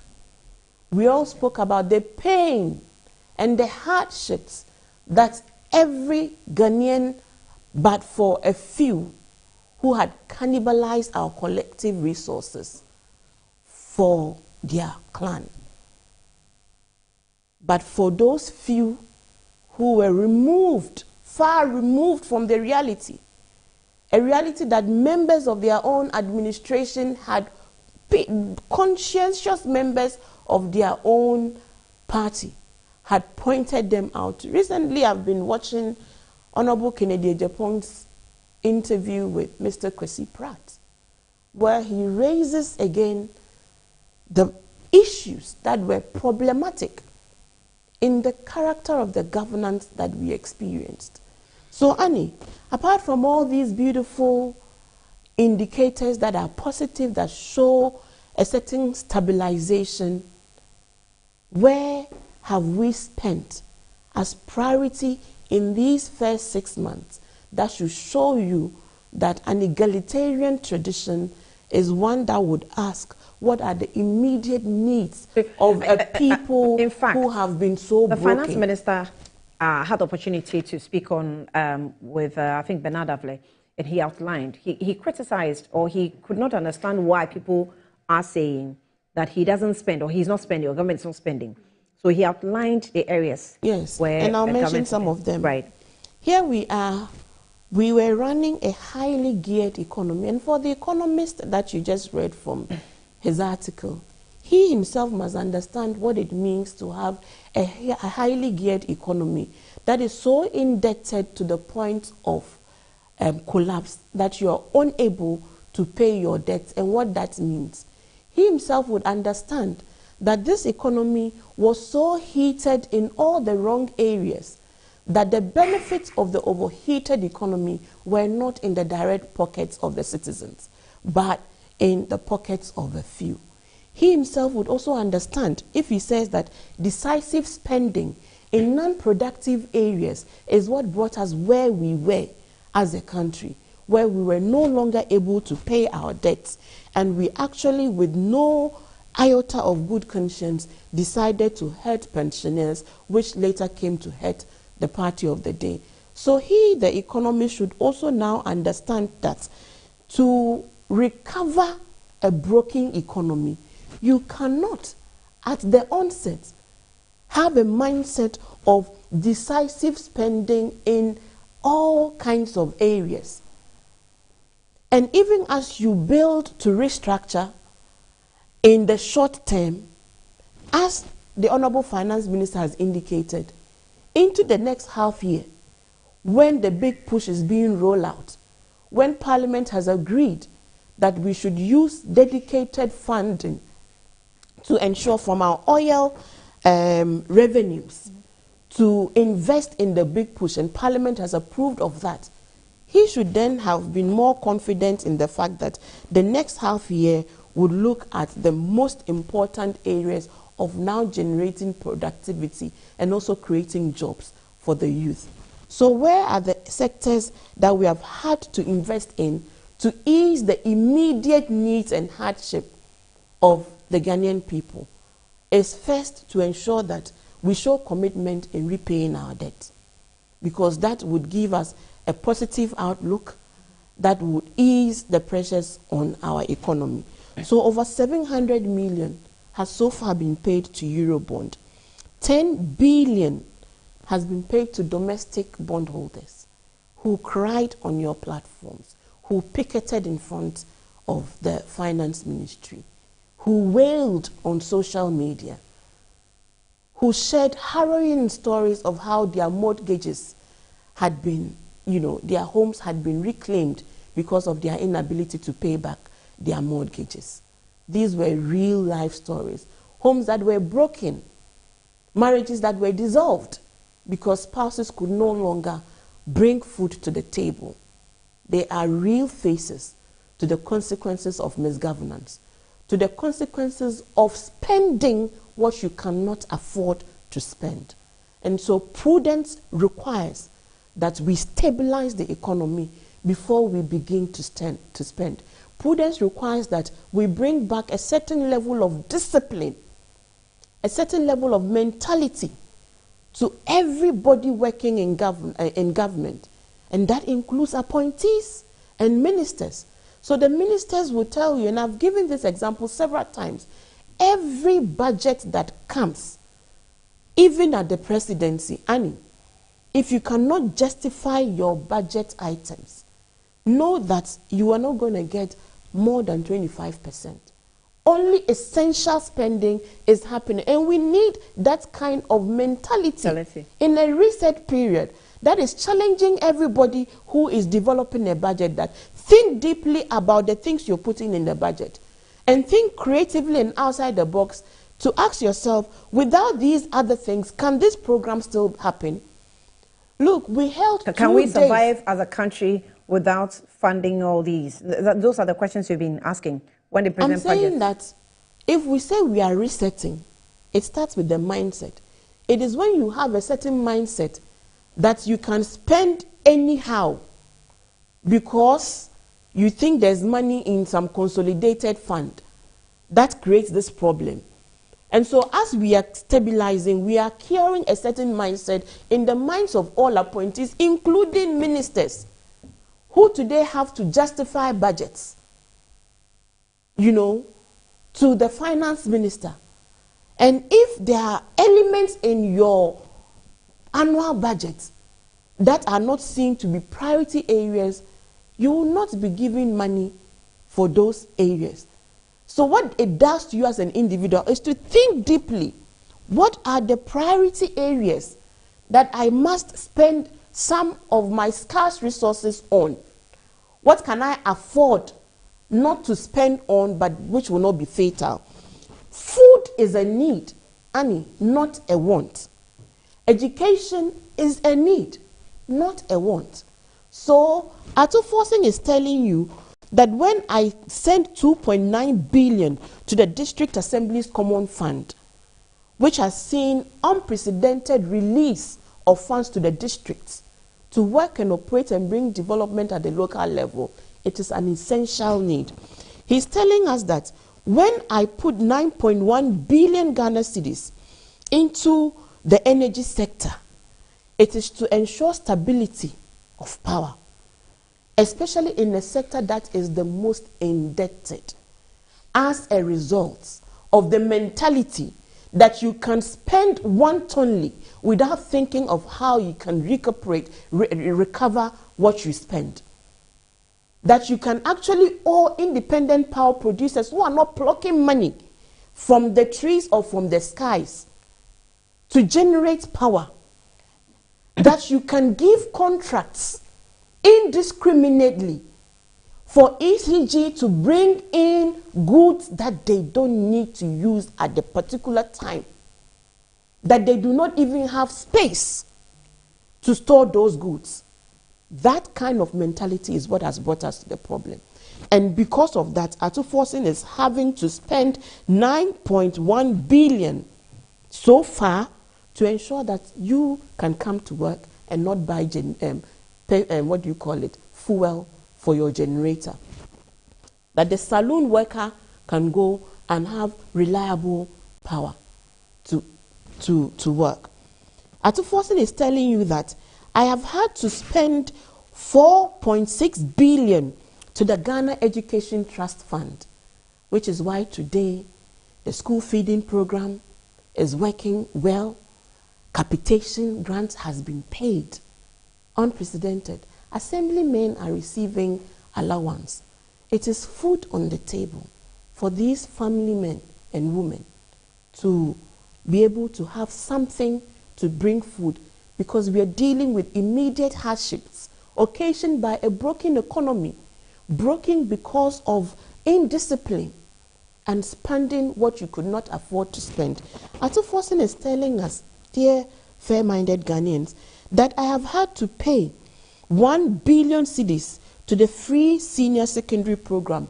Over 100,000 students in tertiary institutions have received reimbursement from the free, no free stress program. That is spending in necessary sensitive areas. He's saying that national health insurance, arrears, 4.6 billion. They have cleared all arrears. That's the national health insurance that was near collapse.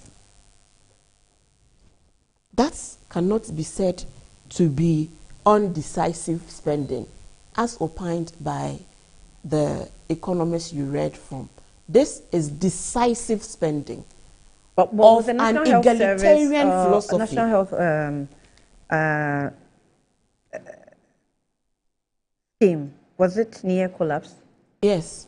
It was. Because they were backlog of arrears. Old service providers. And you know that. And how could... I know there was backlog. And it affected the quality of health care. I know there was backlog. Because people... That's whether it was near collapse. It was near collapse. That's not what I would describe that is, you can read it. It was near collapse. Because all the service providers, the various health posts and institutions were reducing the quality of their service because they were not being paid their arrears. Let me quickly go through the rest. 4.6 billion to the health insurance scheme over a 6-month period.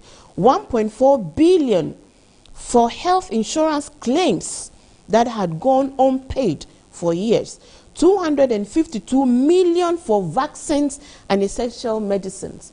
There was a time in this country where I went to the clinic when I had my child in 2020, my last born, where we could not get her vaccines because the country had run out of vaccines. So it is decisive spending to say that we must invest in vaccines and essential medicines. 72.8 million as capitation grant, 477 million to LEAP beneficiaries, which has also been increased. And BEC registration this year, 122.8 million for BEC registration, 895 million to the school feeding program. And today we see videos of very yummy looking jollof in secondary schools, not the watery foods that they were given. They are being given nutritious meals, and they are very grateful for that. 300 million has so far gone to the no free stress policy. 191 million has been paid as teacher training allowance. 462.6 million to nursing training as nursing training allowance. 25 million to assembly members as assembly members allowance. The National Apprenticeship Program, 21 million has gone. Ejimora Program, 34.5 million. 2 billion as goods and services to run effective and efficient government ministries, departments, agents, and 2 billion to save the National Investment Bank. We're saving banks to create jobs. We are not collapsing banks and incurring debts along the way. I'm saying that anyone who has been in this country as at 2024 and felt what the average Ghanaian felt cannot say that these expenditure items are not decisive and are not necessary. Right. Because if your people are hungry, right, if they are pained, if they are hurt, you ease that. And you use the period where you're easing their hardships to stabilize an economy that requires resuscitation. And within the next half of the year, when the big push is rolled out, which is also another targeted intervention to bring about the necessary development in necessary infrastructure like schools, like roads, like right, hospitals. And to wrap up, this political party in government under the leadership of His Excellency John Dramani Mahama, who is leading a nation in the first time that has returned a certain resounding mandate for a political political tradition that has always been more nationalistic in outlook. Because if you look today at the win, the regional balance in terms of where the votes came from, in terms of all the representations, the various appointees, we've never seen a more nationalistic government in our country before. It has always been within the NDC administrations that you see a national outlook. Right. That nationalistic government will not say for any moment that some people do not deserve infrastructure. That was the colonial mentality that brought about the disparity between the north-south. The mentality that some humans, that's what he was trying to put the across. mentality that some humans are meant to be hewers of wood and drawers of water. The mentality that infrastructure is not deserving to be put in places where, according to a new patriotic member, a party member of parliament, you put roads where people are. A mentality that does not see that the bread baskets of this country, the northern regions, which is effectively the bread basket, does not require in transportation infrastructure, right? Does not require rails, because human beings don't live there. That is the mentality that has divided I said, I'm this not sure nation. that's what he wanted to put across. What did he want to was just what did he want to say? lacking the right. What did he want to say? Then he should come and apologize. Maybe he was talking about population. Then and I'm saying that the mentality that you think that infrastructure needs to go to some places where mass populations are massed up, not what the populations are doing. So when you put the roads in those mass populated areas, they don't eat food, right? They don't import maize, beans, other grains from the northern part. Okay. So the northern parts do not require road networks that will bring food to those populated southern areas. That was very sad. Thank you. I'll be back shortly, and then Larato will take her turn. Let's take a quick break.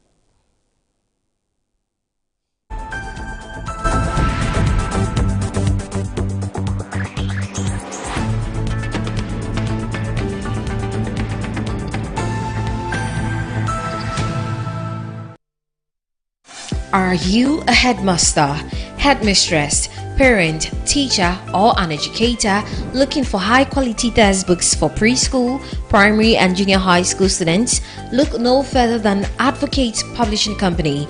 Advocate Publishing Company is a leading publisher of educational materials in Ghana that publishes very engaging, interactive, and comprehensive textbooks that meet the needs of students, teachers, and parents.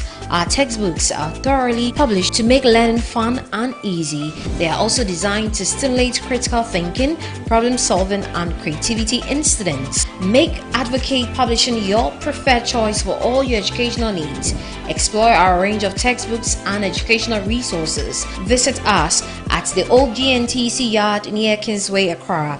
You can contact us on 0503 786 776 or 02408 06354, also 0531 600360, and connect with us on Instagram, X, and Facebook at Advo Publishing.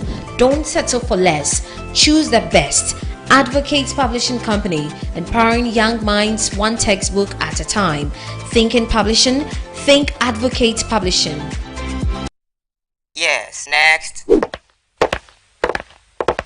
Hey, Nadia Benson. Me didn't tum. Mr. Friendly Calico, just call me cockroach. Now, Mr. Friendly once now. Hey, that's you. Improve car. Yeah. Captain Mosquito, double the accent.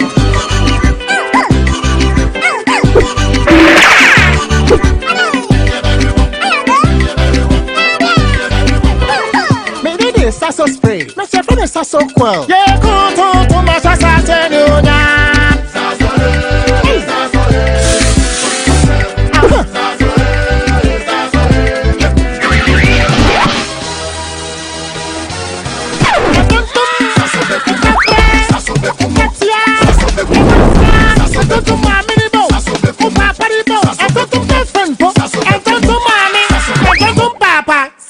Come tum preko.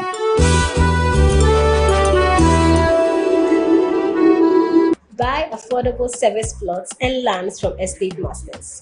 Currently selling our next cottage, located at the newly proposed airport city, with a starting price of 25,000 Ghana cedis.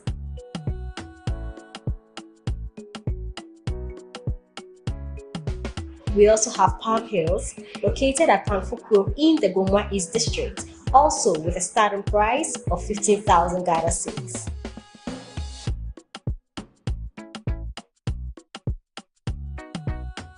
Available also is Coastal Park in Akpleku, which is a 15 minutes drive from the Ningo Senior High School, having a starting price of 55,000 Ghana cedis.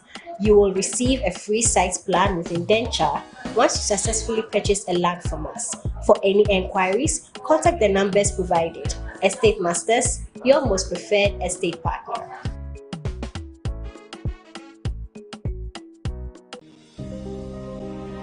A home is more than just walls and a roof.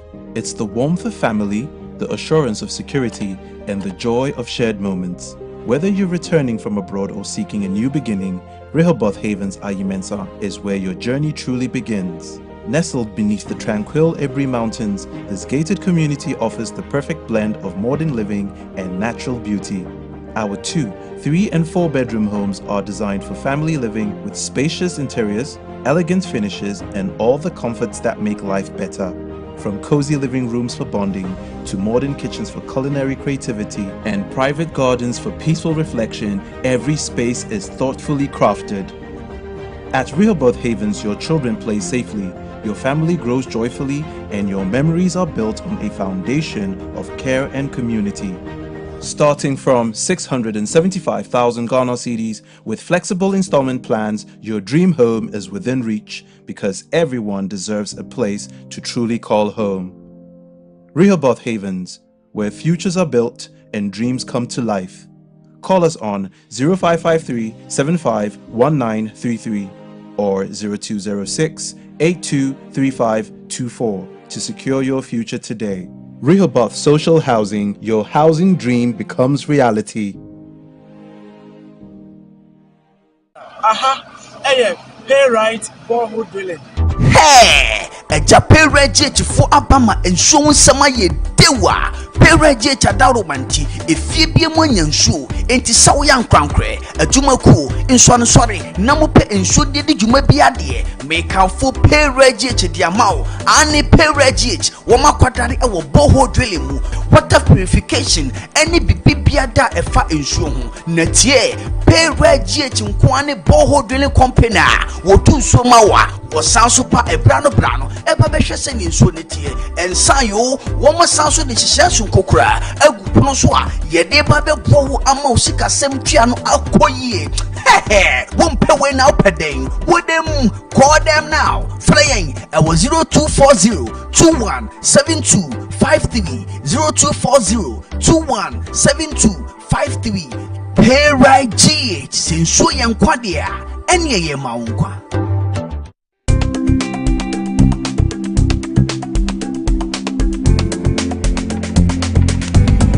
Wezalo Amarab.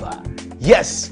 Ghana Tourism Authority welcomes you to the 2025 African Marketing and Technology Conference. From digital storytelling to destination marketing, welcome to Ghana, the gateway to Africa. Come here and build high-valued network. And of course, you build this network with great industry leaders. We can't wait to host you. From our immersive cultural experiences to the plethora of our sun, our beaches, our gastronomy. Woo! We are asking all of you to come network at this beautiful event that will actually teach you the real value of marketing to tourism. Yes, the Aquaba Night. Come and experience our rich heritage.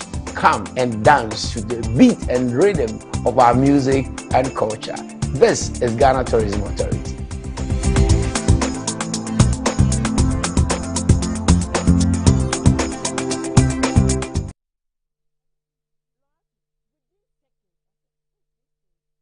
A statement saying that we are saying that President Akufo-Addo, or we are trying to rubbish President Akufo-Addo's record of 10,800 kilometers.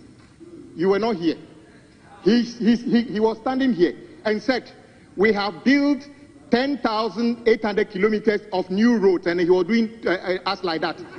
And I fact-checked him. What the president said here was untrue.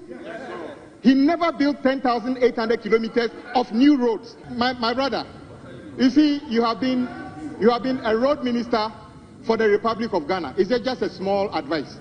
The road minister of Republic of Ghana. It doesn't sit well where all your examples appears as if you haven't been to any other place in the country. It doesn't look well. Yes, I agree. Accra Kumasi have the biggest volume of traffic in the country. But when you give the impression that just because that is the biggest volume, what about the farmer growing yam in Yendi? Yes. Don't we have to take a road there to convey the yam for us to consume in Accra? So you think that just because there are more people in Accra and Kumasi, we should spend all our money in Accra and Kumasi? Okay, let me give you this. The research of President Mahama means that we are not. And my brother, when you were speaking, I never even moved my body. I listened to you. You were taking notes. Just you see. I don't know why you are feeling uncomfortable. Just stay calm. You went as far as saying that we build roads where human beings are. I went around the 16 regions. When I got to OT region, there was no active road project going on in the OT region. Wow. Is that fair? Wow. Is that fair? Guess what? Reset means that we are taking road infrastructure to every part of the country. And if you don't like it, you can do whatever you like. When you come back, you can decide not to do road there. We shall take road everywhere we like. Every single region in our country is touched by the proposed Big Push projects. Let me repeat once again. Big Push is not a constituency specific or a political gimmick. Take for instance, as you have been a former road minister, take from Wenchi to Wa, you travel that road. How do you feel? He doesn't know that. It's completely neglected. Take from Wa to Bolga. The reason we don't find vehicles on Watu-Boga is because it's a death trap. Yes, I agree with you. You can drive for hours, you don't even see any vehicle. It's because the road is terrible. Big Push is a special vehicle to address the interconnectivity of our region to our national capital. It is not about Adaklu or Swami or anything. The greatest of respect. Welcome back to the programs Good Morning Ghana, and that was Kwame Agboja, Minister for Roads, and he was responding to the comments made by Asanso Boakye on the floor of Parliament. But I just want to say a special good morning to my other uncle, Gabi Ochiridako. Good morning to you from wherever you are. I don't know where you are, really, but good morning. I've seen your message. I'm not going to read it on air. I think I'll respond. I'll respond to you. I'll respond to you later. Laura, so let me bring you, Sonny, to the conversation. Yes. I'm just listening to my sister Shamima. It's quite interesting that the NDC now in government that had solutions to all our problems is 6 months and counting still talking about the problems. And let's also correct something. I'm wondering what Shamima means by the health insurance scheme was collapsing because funds were released, at least I have reference to funds that were released in 2024. And for a fund that added on childhood cancers, added on hydroxyurea for sickle cell patients, the fund that they now are building their Ghana Trust, is it the Ghana Health Trust Fund? Or I'm not getting the name right, was collapsing. And I wonder what they are building the trust fund on. No. I mean, in trying to say these things, let's speak to facts. If the scheme was collapsing any time, it was in prior to 2017 that it virtually went into comatose. But to talk about vaccines, I mean, in 2016, that's a shortage of vaccines, which is not something any government should be proud about. I had my son in 2016. Went to no place than Kolebu and didn't have some of the vaccines. You know what really hit me then? The lady before me was dumb. She was challenged. Oh. She I wanted you to explain what you mean by dumb. No, not dumb as in dumb as in but she was, is it deaf? Deaf? Yeah, hearing. Okay, hearing impairment. Impairment. Right, so not too educated, got there, and they just told her to leave. They didn't have that vaccine. I got to my turn, and I asked. Said they don't have it. And they were trying to show me other facilities. This is Kolebu. And this is me who was working at the ministry. I don't know whether you get it. So these issues, even though they are not, I don't think they are issues that we should be attributing to necessarily government. I was able to ask what the reason was. The woman who had hearing impairment walked away. Can you even imagine what will happen to her child? She may not know that she has to look for another facility to get this vaccine. So when it comes to some of these systemic problems and health issues, especially in our social sector, we need to be careful how we politicize them. And look, the Minister of Finance now has read the budget, right? The same lamentations. It was bad, but in one breath, the same economy that was bad in 6 months is doing well. So that is difficult to reconcile those things. But forget about all those billions and millions that Shamima is talking about. One of the things they promised us fundamentally, with all these indices that they are pushing around, with all these figures, what does it come to? Cost of living. Right. They made a lot of noise about taxes and e-levy and all those things.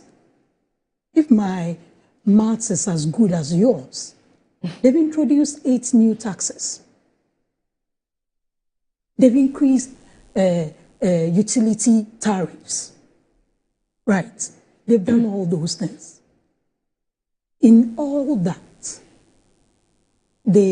because we are mainly an import economy, there's a lot of talk around the exchange rate.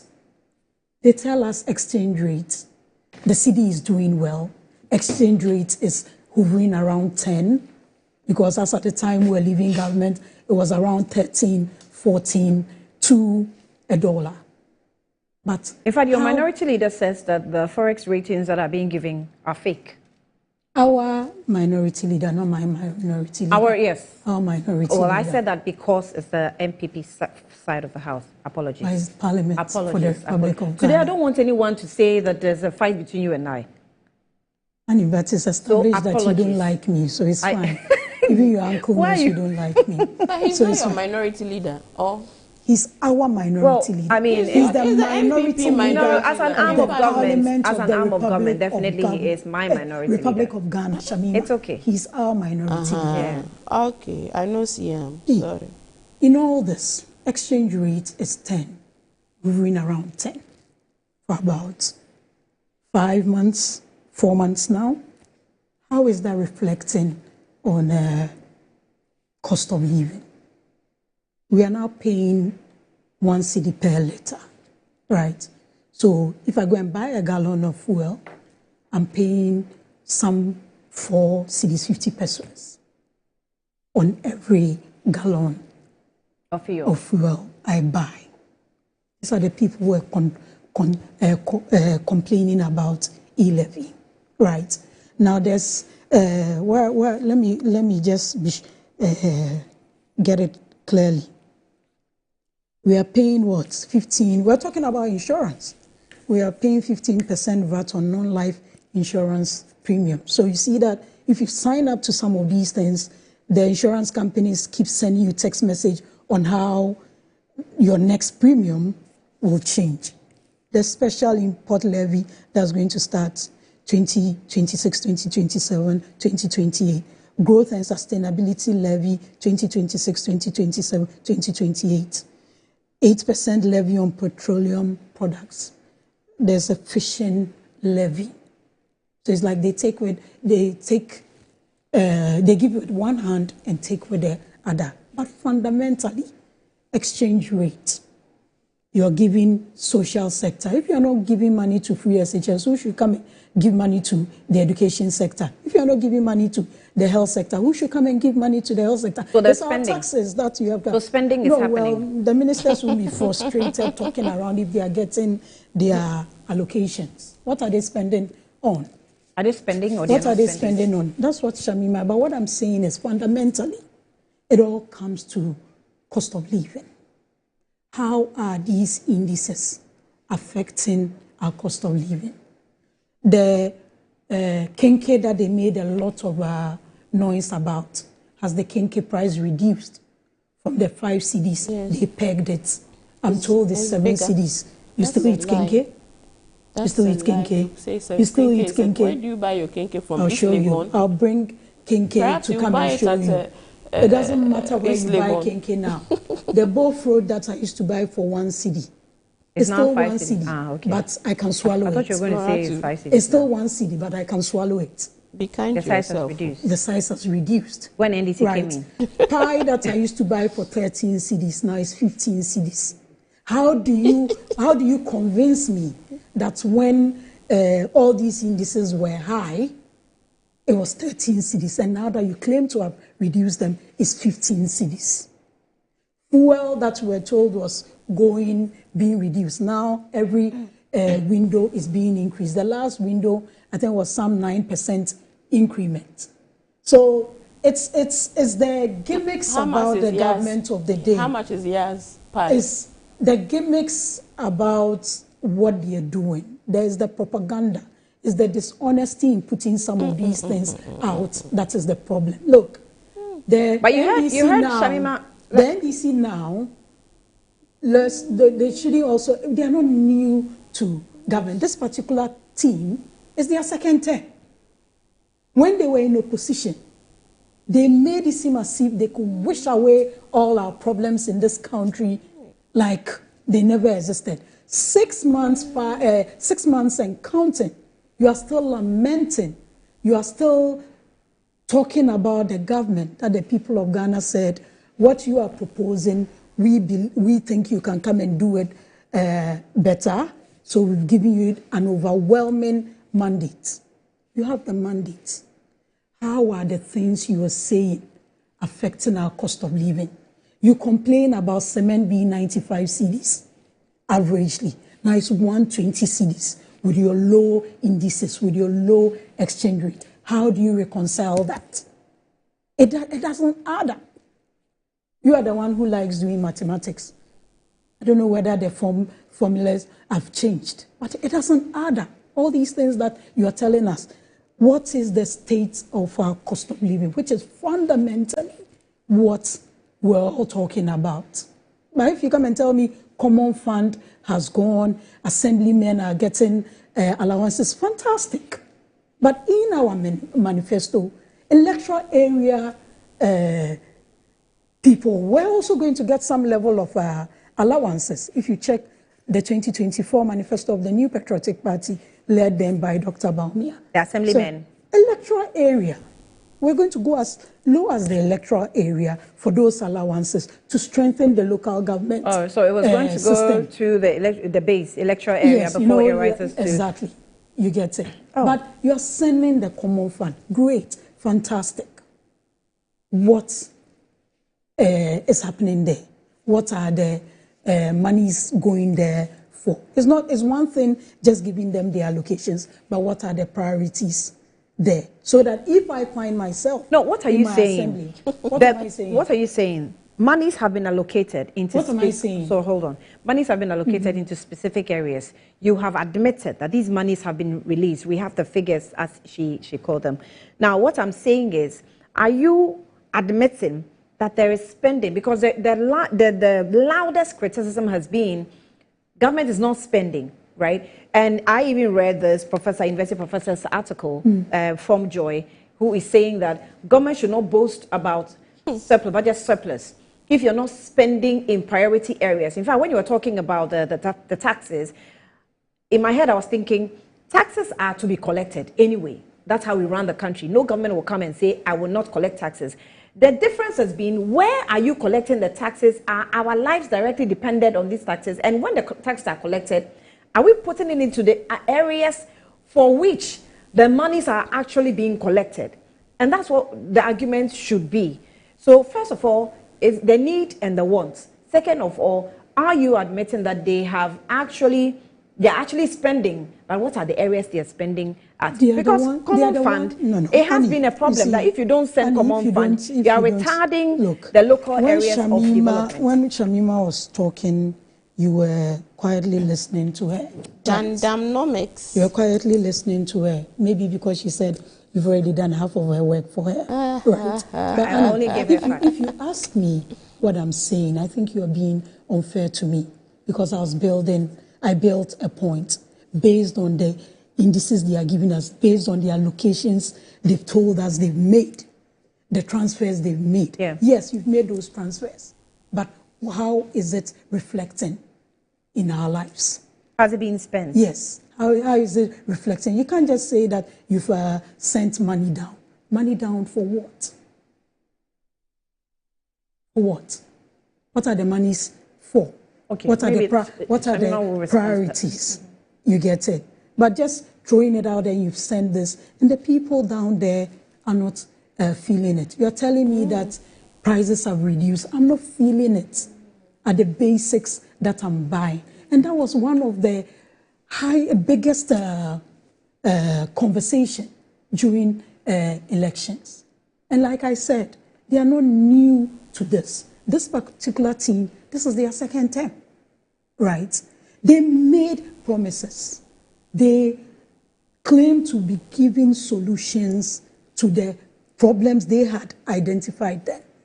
6 months down the line, you are still talking about the problems. So what were you promising us on? You didn't understand the problems? Now, even their flagship program, which is the 24-hour, 8 hours for 3 shifts and all that. How far with it? They made a promise that they were going to create some 1.7 million jobs within 4 years. How was that started? How many jobs have been created mid-year? Right. And Shamima sits here and talk about people having to know somebody, people having to have a surname before they get a job. This is a government that has sacked people. You don't understand. A surname? Yeah, that's what she said. No. They need your surname, you don't need to know. But that's what you said. You don't need to know your surname before what was the context of what was the context? You don't need to have a surname to have access to jobs, and that's what you said. Madam. She said they are an egalitarian. She said they are an egalitarian government. And I said that in the NDC, we are a more nationalistic in approach. So can I go on? In comparison what to I said, that is a fact, and many people know it. So what I said, but this is a government. Elections over. Sure, you pride yourself that you win elections in 2 regions. Can I have my space? A political party prides itself that they can win an election in Ghana by winning only 2 regions. Allow her space. But this is a government that came into power and sacked people. That's a lie. By a previous government. The only crime. That's a lie. The previous government employed them. That's the only crime. It's a lie. People were sacked as far back as 2023 and all that. If it's a lie, you are here. You are the one moderating. Tell me, their only crime was being employed by a previous administration. And you sit here and talk about No, the reason is not this. They didn't give you a reason that we're sacking you because you're employed by the innocent. Says the angelic reason. No, but I mean, it varies. It varies. But nobody... Don't worry, give me the reasons they were giving for being sacked. Nobody has been told that we're sacking you because... Wasn't there a letter to that effect? And the letter captured that we're sacking you because you were employed by the previous administration? There was a letter saying that anybody that was employed after... What was it, 7 December? After a particular period. After a particular period. Yes. But the letters that came out, the people that were some dated as far back as 2023. Okay. I shared some with you. Yes. What was their crime? The only crime was that a previous government. That's fundamental. No, you can't say no. You can't whitewash it. No. You can't. No. No, Lara. You know. I know that. I know that you respect the people who watch you. Of course. And I know that you know that when you're saying something and it's not factual, it is actually disrespectful even to the mindset of the viewers. I'm saying that no letter has come out to state that you are being sacked, whether you were sacked in 2023, way back 2023 or whatever, or 2024 or 2025. No letter has stated that we're sacking you because you are appointed by the previous administration. What are you countering me with? What are the facts? But there have been various reasons. Like some have been, they were employed within the civil service. They didn't go through the processes. Which process? What do you go through with civil service? What's the process of going through civil service? Am I supposed to outline every process? No, you're not doing the questioning here. I'm not supposed to be outlining civil service. Really? Processes they go through. You haven't been able to state one single reason. So you are countering what I'm saying. So why were they sacked? So you're attributing it to your reason. Why were they sacked? Okay. Yes, Shamima can sit here and comfortably say egalitarian. Yeah. Really, that's rich coming from here. But you see, it's what you promise that will hold you to. They promised. There was a one day. Have you done an analysis of the 120-day contract? Yes. Yes. Has everything in there been done? What has been said about the things that are still hanging? Well, we're still yet to see 24-hour You economy. get it. We are We're still yet to see. Now even the 133 is now turning to and being tied. And I had cause to tell you that, look, Annie, you raised an issue that we can go further into. But I had cause to tell you that private sector business don't necessarily take decisions in the interest of the ordinary citizen. They take business decisions. They take profit-making decisions, right? So if you are promising a policy that is hinged on your partnership or collaboration with private sector, you need to be careful. We told them this. They even did, the people were complaining about sloganeering and all that. They had T-shirts with a clock and all that. 6 months. So what did you base that promise on? 1339 is what? In some quarters is 12 what? 122 or whatever. Because depending on the number of shifts, yes, the number of shifts. Is it at Parliament now, or they are still thinking through it? The 24-hour economy. Yes. Is the document at Parliament now? My memory doesn't help me. Shamima, has the document been presented to Parliament? Let her finish what she 24-hour economy. Is it there? You go on. I'm sure she'll respond to it. I mean, we may have had all the issues with the implementation of Nana Addo Dankwa Akufo-Addo's flagship project, but it came in less than 6 months. No matter what the issues were, that was his flagship, and it was one of the key priorities. One of the things the NDC hinged on was job creation. How far with that?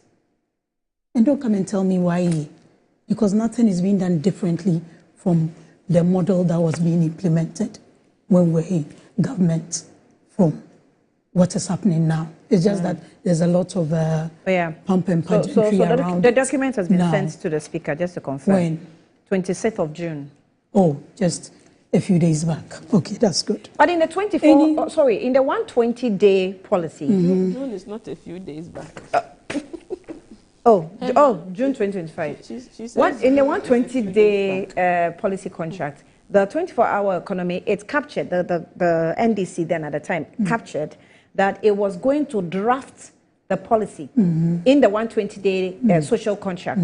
It was drafting of the policy within that period, and that was done. Oh, it was done? Yes. The policy, when was the policy launched? The policy was launched, I think, recently, about June or something. Launch it? No, but you made reference. Shamima, I'm just asking her to let you finish. Let's give each other the space and let's give each other that respect. You sat on this set in opposition. You sat on this same set. You are the same Shamima. Nothing has changed about you. You said things. You were specific. You didn't stutter. You were specific. You didn't stammer when you were explaining some of these policies. So when we are asking questions, don't make it seem as if we are asking questions out of the blue or out of mischief. These were promises you made. There's some dose of mischief that you said you were giving Ghanaians. When we were trying to explain what we're doing and what we're building on, you wouldn't even allow it. You get it. But now you come 6 months. I remember one of their mantra was, why are you comparing yourself to a past administration? They've been doing that for 6 months. They can't open any discussion without going back, without saying. So in one breath, the economy is doing well. In one breath, exchange rate is doing well. But we had a bad economy. We came to meet a crime scene. How do you reconcile those things? But fundamentally, how is that affecting the price of kinky, the price of cocoa, the price of cement? All these indices you are giving us. How is it that you are doing fantastic, but prices are just soaring? How do you reconcile it? That is what you should be explaining to us. It's not about the flowery language. It's not about giving propaganda messages. It's about how it's affecting us. And you didn't give us the indication that you didn't understand what was going on. You made promises. You preferred those things. That is how the cost of living was a big issue. How have you dealt with cost of living now? How is it that exchange rate is this low, but people can't get access to Forex for their businesses? Those are the questions you should be answering. Nobody, and no mean a party like the New Patriotic Party will say we are against a flourishing economy. But we need to ask those questions because it's not every Ghanaian that can get the opportunity to sit on set or be at certain quarters to ask the questions. How are you making our lives easy? You can't take e-levy out and bring us 8 taxes in 6 months. Those are the questions you should be answering. Okay. Shamima. Fellow Ghanaians, it's obvious from Loratu's lamentations this morning that the New Patriotic Party is not sorry. They are not sorry for what they did to the people of Ghana. They are not sorry for their misgovernance. They are not sorry for their mistakes. In fact, the reasons you voted them out still persist, which is obvious from their internal squabbles right up to today, that Loratu can sit in front of national television and purport that things are not going well is the height of dishonesty. I think it's the greatest insult to the sensibility of everyone who is watching Loratu. Because unfortunately for Loratu, she's not the only one who interfaces the economy. See, 2 weeks ago, one of the propaganda Jandam communicators came to say that the price of Yas, we had put out flyers, you saw those flyers, of real market prices of basic goods and services, oil, rice, maize, plantains, which are seasonal. You know, even with agricultural products that are seasonal, we had seen marginal drop in prices.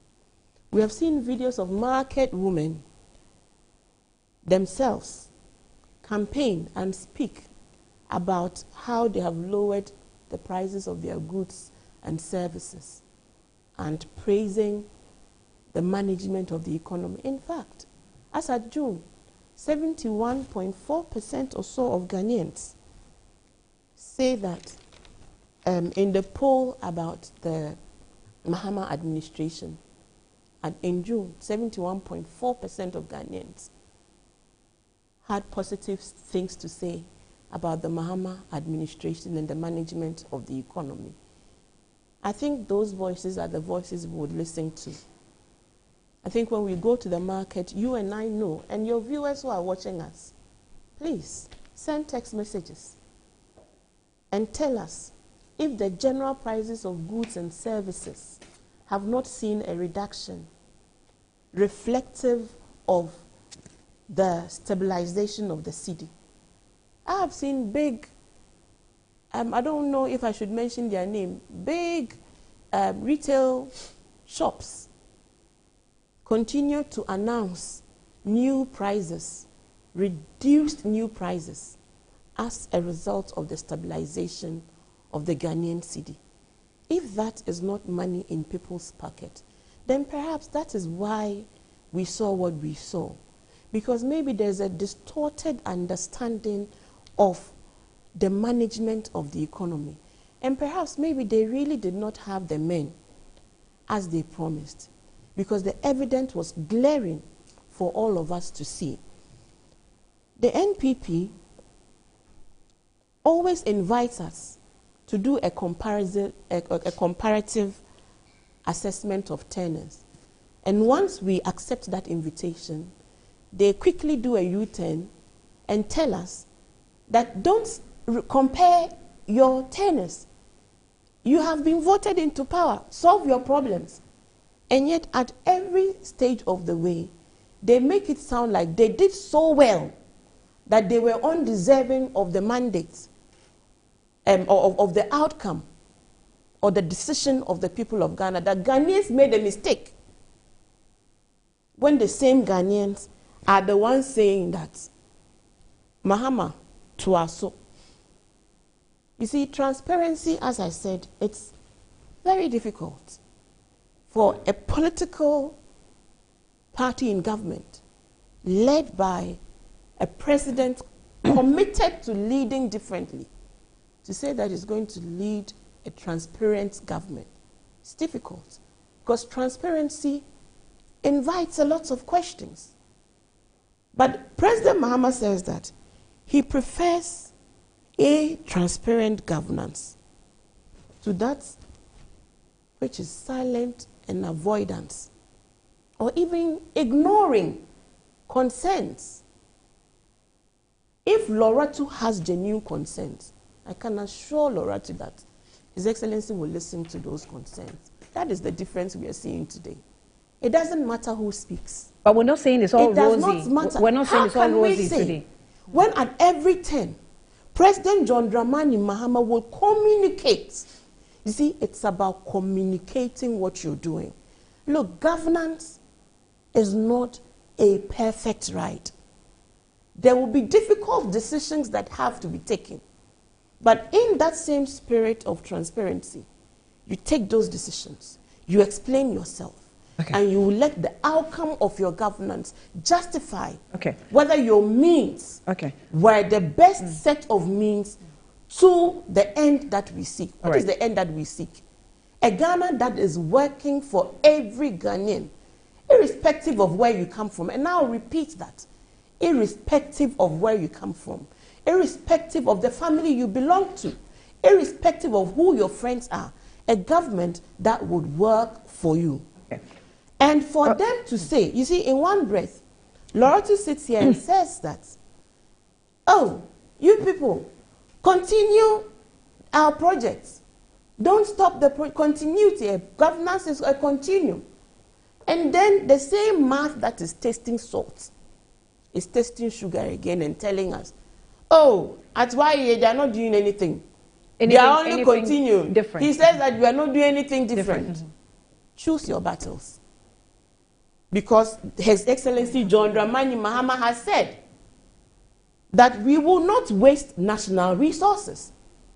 So of the projects, look, 123.6 billion Ghana cedis is the commitments and debt they have left for us in the road industry sector. 123.6 billion is what Loratu and her leaders left for this country. And the roads minister has indicated our commitment to continue with some of those roads projects.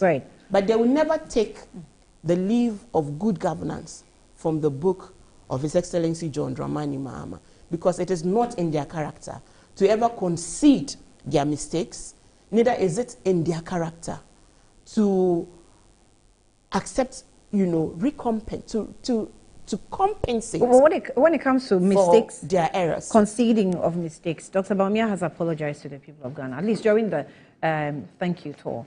He mentioned a few things some of their leaders have.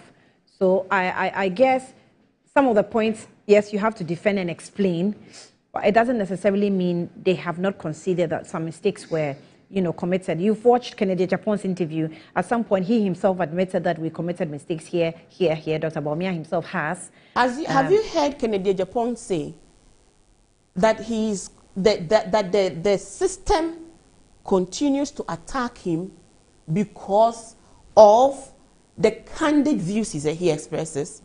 So within the party, speak no evil and see no evil.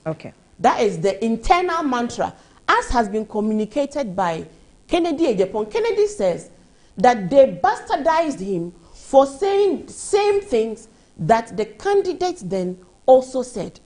So they said that Kennedy, went around saying things that his opponents now used against the party. Whereas the things that Bawumia himself said that were used against the NPP were not things. I'm saying, let me wrap up. With regards to the prices of goods and services, the people of Ghana who go to the market, they know. They know if things are getting better. They have told us that things are getting better. Are we there yet? Of course not. Will the finance minister Well, I thought I was responding to Laura because of time. Answer your questions and answer the questions that happen. You see, Shamima can sit here and try to personalize it and use all kinds of adjectives on me, call me dishonest. But I mean, fundamentally, it takes one to know one. When I mentioned the price of kinky, Shamima is sitting here and making it seem as if she knows what happens in every market. And I'm using market in context. But so she knows prices of everything across board. But when I mentioned the price of kinky, you remember the question she asked me? Did you buy your kinky from East Legon? So that means there's no fair pricing, right? So if you sit down here and assume that someone is doing jandam because they express their reality, which is different from your reality is that Kenke is 7 cedis. You want to call the person... Kenke is not 7 cedis in Abokobi. Please. I buy Kenke 5 cedis, which is bigger. You buy Kenke. Kenke is not 7 cedis. So allow her. Where in Ghana is Kenke 7 cedis? No, Shamima, tell me. No. Just spare her. Yes. No. One of their members said yes. No. What do you that mean yes, I beg you. Is 18 cedis. What do you mean when yes sanitary pad is 13 cedis. Why are you getting emotional? No, but why are you saying she should spare me? Spare is it a spare word I use? Spare us. Withdraw. Interjection. No. Yes, she should spare us. Yeah, the interjections. That's all. She should spare us. Don't get emotional over this. Go ahead. Come on, okay, get emotional over because of the way you started attacking me. Right now. I almost thought some lion had entered the studio. I don't go red. You go red right now. The two of you. What? Because of my skin tone. You go red. So everybody will see whether you are emotional or not. But you see, she can say what she wants to say. But the fact that you have your reality, someone has their reality, and they're expressing their reality, doesn't mean. But fundamentally, in all this, what has Shamima said? I mean, as for you saying we are not remorseful and all that, it's up to the people of Ghana to judge. Whether you're remorseful or not. You have referenced what Dr. Baumia has said, what the General Secretary has said, what other leading party. Sometimes it's so disingenuous that the same Kennedy Japan that they used to lambast is now their reference point to justify what they are doing or what they are not doing wrong, which is sad. In one breath, this person is not worth it. In another breath, he's your reference point. But talking about dishonesty and all those things, we sit here. We've made our mistakes. We've been punished by the people of Ghana. We've learned from our mistakes. We keep learning. We are making our amendments. It's not up to me to come and sit here and talk about what we are doing internally. We owe the people of Ghana explanations when we're running the affairs and we're the ones managing their taxes, which is their money. Today, you are the one managing the affairs of this country, managing our money. You make promises to us to make things better. You claim on paper those things are better, but in our reality, they are not. Okay. That is what you should be responding to. Not coming to call me names and talking about the MPP, talking about the MPP not being remorseful. How does that affect the price of fish? How does that affect the price of cake? Okay. How does that reduce cement from 120 cedis to even the 95 cedis that you complained about? How does that increase the 1 cedi bofo that I buy that the size has reduced? Please. Stick to the issues. It's not about name calling. Also, the name calling, of the economy. For it. You can call the finance minister, whatever you say. As the finance minister, no, hold on, Sir as the finance minister, Laura, are you done? She go explain. She go explain tire. Be a lady. She won't. Oh, Shamima. I said don't throw your hands around. You can say whatever you want to say. You can try to gaslight me as much as you want, but I won't. This gaslighting, do you know that because it was my turn? I have my emotions. I think you did something like this. The reality. No, I mean we all get Annie, I didn't. It was an unaware. The finance minister when he but you can say all that you can addressed say. The point is Parliament how and the our people of Ghana affected. Said that he has brought back clarity. He has brought back certainty. He's brought back stability and purpose. I think for every Ghanaian, who has been in this country for the longest period, especially the young people who today receive reimbursements on their phone for monies promised them. The youth in our tertiary institutions who have applied for loans that without which they would have difficulty attaining tertiary education.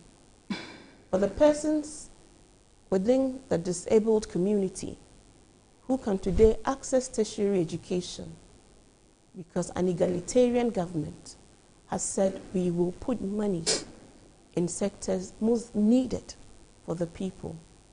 The capitation grant that has eased burdens on heads of institutions, where today parents are becoming equal partners in the management of our schools. Okay, Shama, you have to learn so that...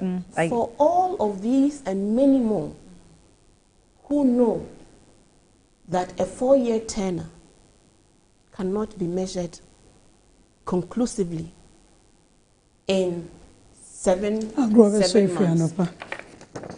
But the signs of a government that would work for the people starts from day one, and that is leadership. And the leadership His Excellency has shown every day. I always tell Ghana people, assess us based not only on competence, but by the conduct and the character of the leaders. Let me mention and this. The conduct Let me of mention His Excellency. Can I just wrap up this thought? You know, the conduct of the leader that we have, because leadership makes all the difference.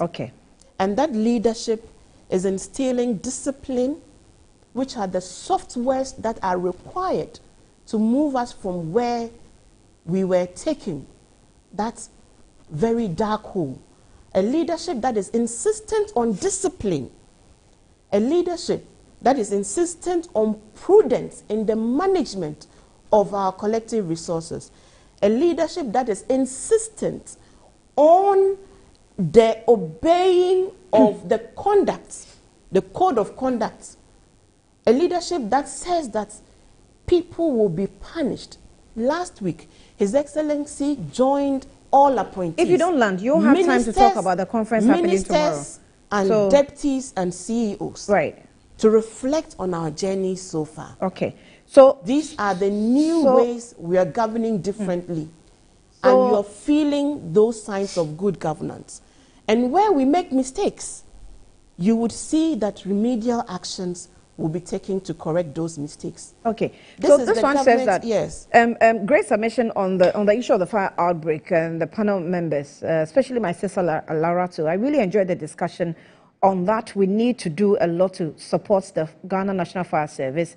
This is coming from Master Planner Junior Policy Analyst. This one also says that, Richard, Moses Kandiru, I see you, businessman, good morning to you. He says, because I said good morning to my uncle. Please, I have the right to say good morning to my family members. I am not obliged. I'm not obliged to greet anybody else. But Moses Kandiru, good morning to you. Richard Anyagba has, Richard Anyagba, I'm waiting. Good morning to you. I am actually waiting, so you just do a quick one for me. Laratu says, Laratu, hi. How many times did I call you? You know, you and the government blame the NDC and the President Mahama for everything that happened to Ghana from 7 January to 2017 to 2020, then added COVID-19 to it as a second reason for their failure, then came to Russia-Ukraine war that gave them 3 reasons why until 2024 election. Today, Laratu says the NDC government should stop blaming the previous administration for the hit if prices were reduced or prices have reduced dramatically. This is from Evans Dinko Garo. You sent that in. Thank you. Messi Kwanda inside Sawama Dioji says, good morning, Annie. Please. Laratu and the MPP, then in opposition, promised Ghanaians heaven and earth. Heaven on earth. That's how you write it. And when given the opportunity, they failed Ghanaians catastrophically. The mini, micro, and their disorganized MPP party should set aside and observe good governance under the able leadership of the President, John Dramani Mahama, and stop comparing their wasteful 8 years to 7 months. Musa Abato says that, Annie, I find it hard to follow Laratu's point because she's not communicating effectively, I think. As a communications expert, or rather analyst, my free professional advice to her is to appeal to the conscience of your audience and connect with them locally and emotionally. Acknowledge that the government is doing well, then offer better and practical alternatives. That's how to make an impact in communication. Oh, wow. Musa, good morning, Annie. Listening to Laratu this morning, does it mean that the NPP doesn't still get the reason why Ghanaians massively voted them out of office and brought in the NDC? When was the last time she visited a public health facility in this country? If she did, what did she see? No wonder the NPP in Parliament are saying that there are no human beings in certain parts of the country. So roads should not be built there. They can continue to peddle falsehood and insults and insult the intelligence of Ghanaians in opposition. Will continue to be there, and opposition will continue to be their lot. You say, okay, I have just 1 minute each for you two. 1 minute each for you two. I just want to announce that. Yes. In line with His Excellency's leadership within and also within the continent and even globally, you know that he's been championing greater health sovereignty. And so the Accra initiative is coming off tomorrow. We are expecting dignitaries from across Africa and beyond who are working in the global health, ecosystem to all convene in Accra for the Africa Health Sovereignty Summit, which is also dubbed the Accra Initiative. And it is a conference to reimagine global health governance architecture in Africa. And His Excellency has been advocating that Africa needs to create its own sustainable health infrastructure that will not also be affected when, global health funders decide to pull out of programs, health programs like the USAID did, and quite resourcefully we are managing to manage. Also, the government's accountability series continues today with the Youth Minister, the Honorable George Opari Ado, Pablo, as he's affectionately called.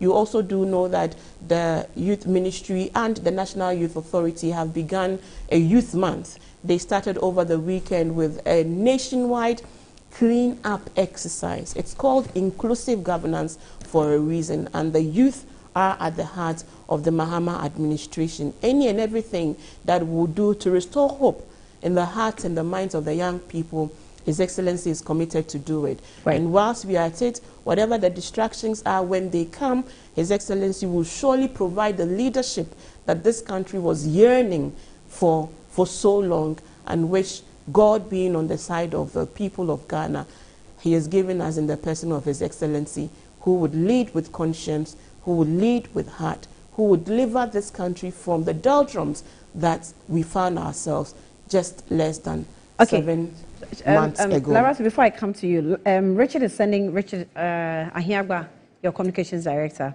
has sent a message, and he says that you ladies are looking great. One of the people I love to receive messages from in the morning is from Richard Ahiagba. He's very generous. Very generous. His messages are very fair. Sometimes I wonder how he writes on his social media, but when he's sending a message, maybe on the show or maybe to me, he's very, I don't know, measured and decent. But this is what he says. This is what he says. Please don't be influenced by Shamima. The reality is that the cost of living in Ghana is high, which contradicts His Excellency John Dramani Mahama's promise during the 2024 campaign. This is the core issue. Shamima should acknowledge and apologize to the Ghanaian people on behalf of the government. And then he adds, you ladies are looking great. So, May I miss one text message? Is Chumba okay today? I'm surprised. I'm going to have to check on him after the show. We have to check on him. Yes, but this issue of this Ukraine thing, your Richard Ahiagba. Annie, you gave her 1 minute to say what she wants to say. And your general secretary have all responded to that. So what is it about?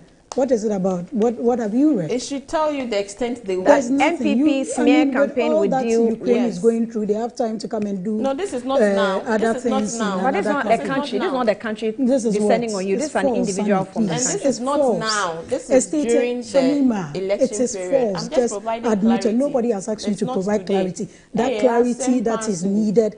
The well, General Secretary has issued a statement. It is false. They Don't engaged come in and very add salt dark and pepper acts. because Dark you see acts. propaganda. Very Look, dark acts. Annie, no matter what, if any of us, when we're in power, But and God done what was with Shamima us. has done here today, we'd God have was had with us. arrogance, we'd have had all kinds of adjectives being used. But the fundamental thing is, Shamima and the other compatriots, they should snap out of opposition behavior.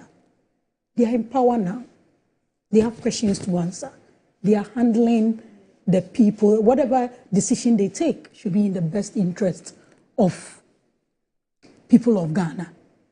We sit here to also ask the questions because we've been given the opportunity to do that. That's why you have minority, you have majority in Parliament. Right, so when we sit here to ask questions, answer the questions to the benefit of the people of Ghana, not tell us what you want to tell. It's like you've written a certain beautiful narrative and it's so detached from the reality. The reality is that what you're saying and what you've put on paper is different from what we are feeling. Right. And that is the reconciliation you should do. You can't have exchange rate low. You can't have all the other things you claim happening, and still cost of living is just going up by the day. That is not what you promised. You know Prosper? Prosper? No. Oh, he's a very regular viewer of this show. Okay. He sends us review almost every day. Oh, I see. And he's one of them. There are a lot of them, okay. Prosper? No, I mean, there are a lot of people saying. Oh, there are lots. Yeah. Prosper is one of them. You can't leave his name out. Yeah, He's a not very in this sound country, gentleman. right? No, he's in the country. Oh, He really? is in the country. Oh, okay. There is. There's one who is not in the UK, country who sends. two, actually. Okay. Mark from USA. Okay. And then, can't remember his name. Okay. He's in the UK. I get your point. But Prosper says, good morning to Laratu. Hi to Shamima. I don't know what that means. All right, so we'll draw the curtain. Hi back. Sam Kelly from East Legon. I've seen your message. Good morning to you. Hi back. And I've read your message as well. Yes, but let me remind you, Greater Works is starting today, so obviously I'll be busy with We Are ICGC. You know our church. So will Metro send you a bill? We Are ICGC. Oh, if they send me a bill, I'll pay. Oh, wow. Rich host by. What's the advantage I have? So when are you leaving? When are you leaving for I don't London? even know. You and my uncle. When are you leaving Gabi for London? She's not going to London. Yeah, But where is she going to?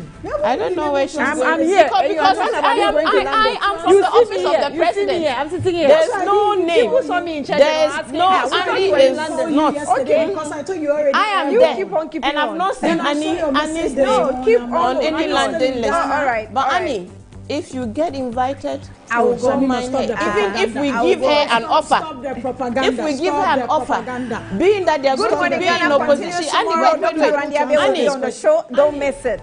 Yes. If she gets this offer, she will take it with both her hands and run.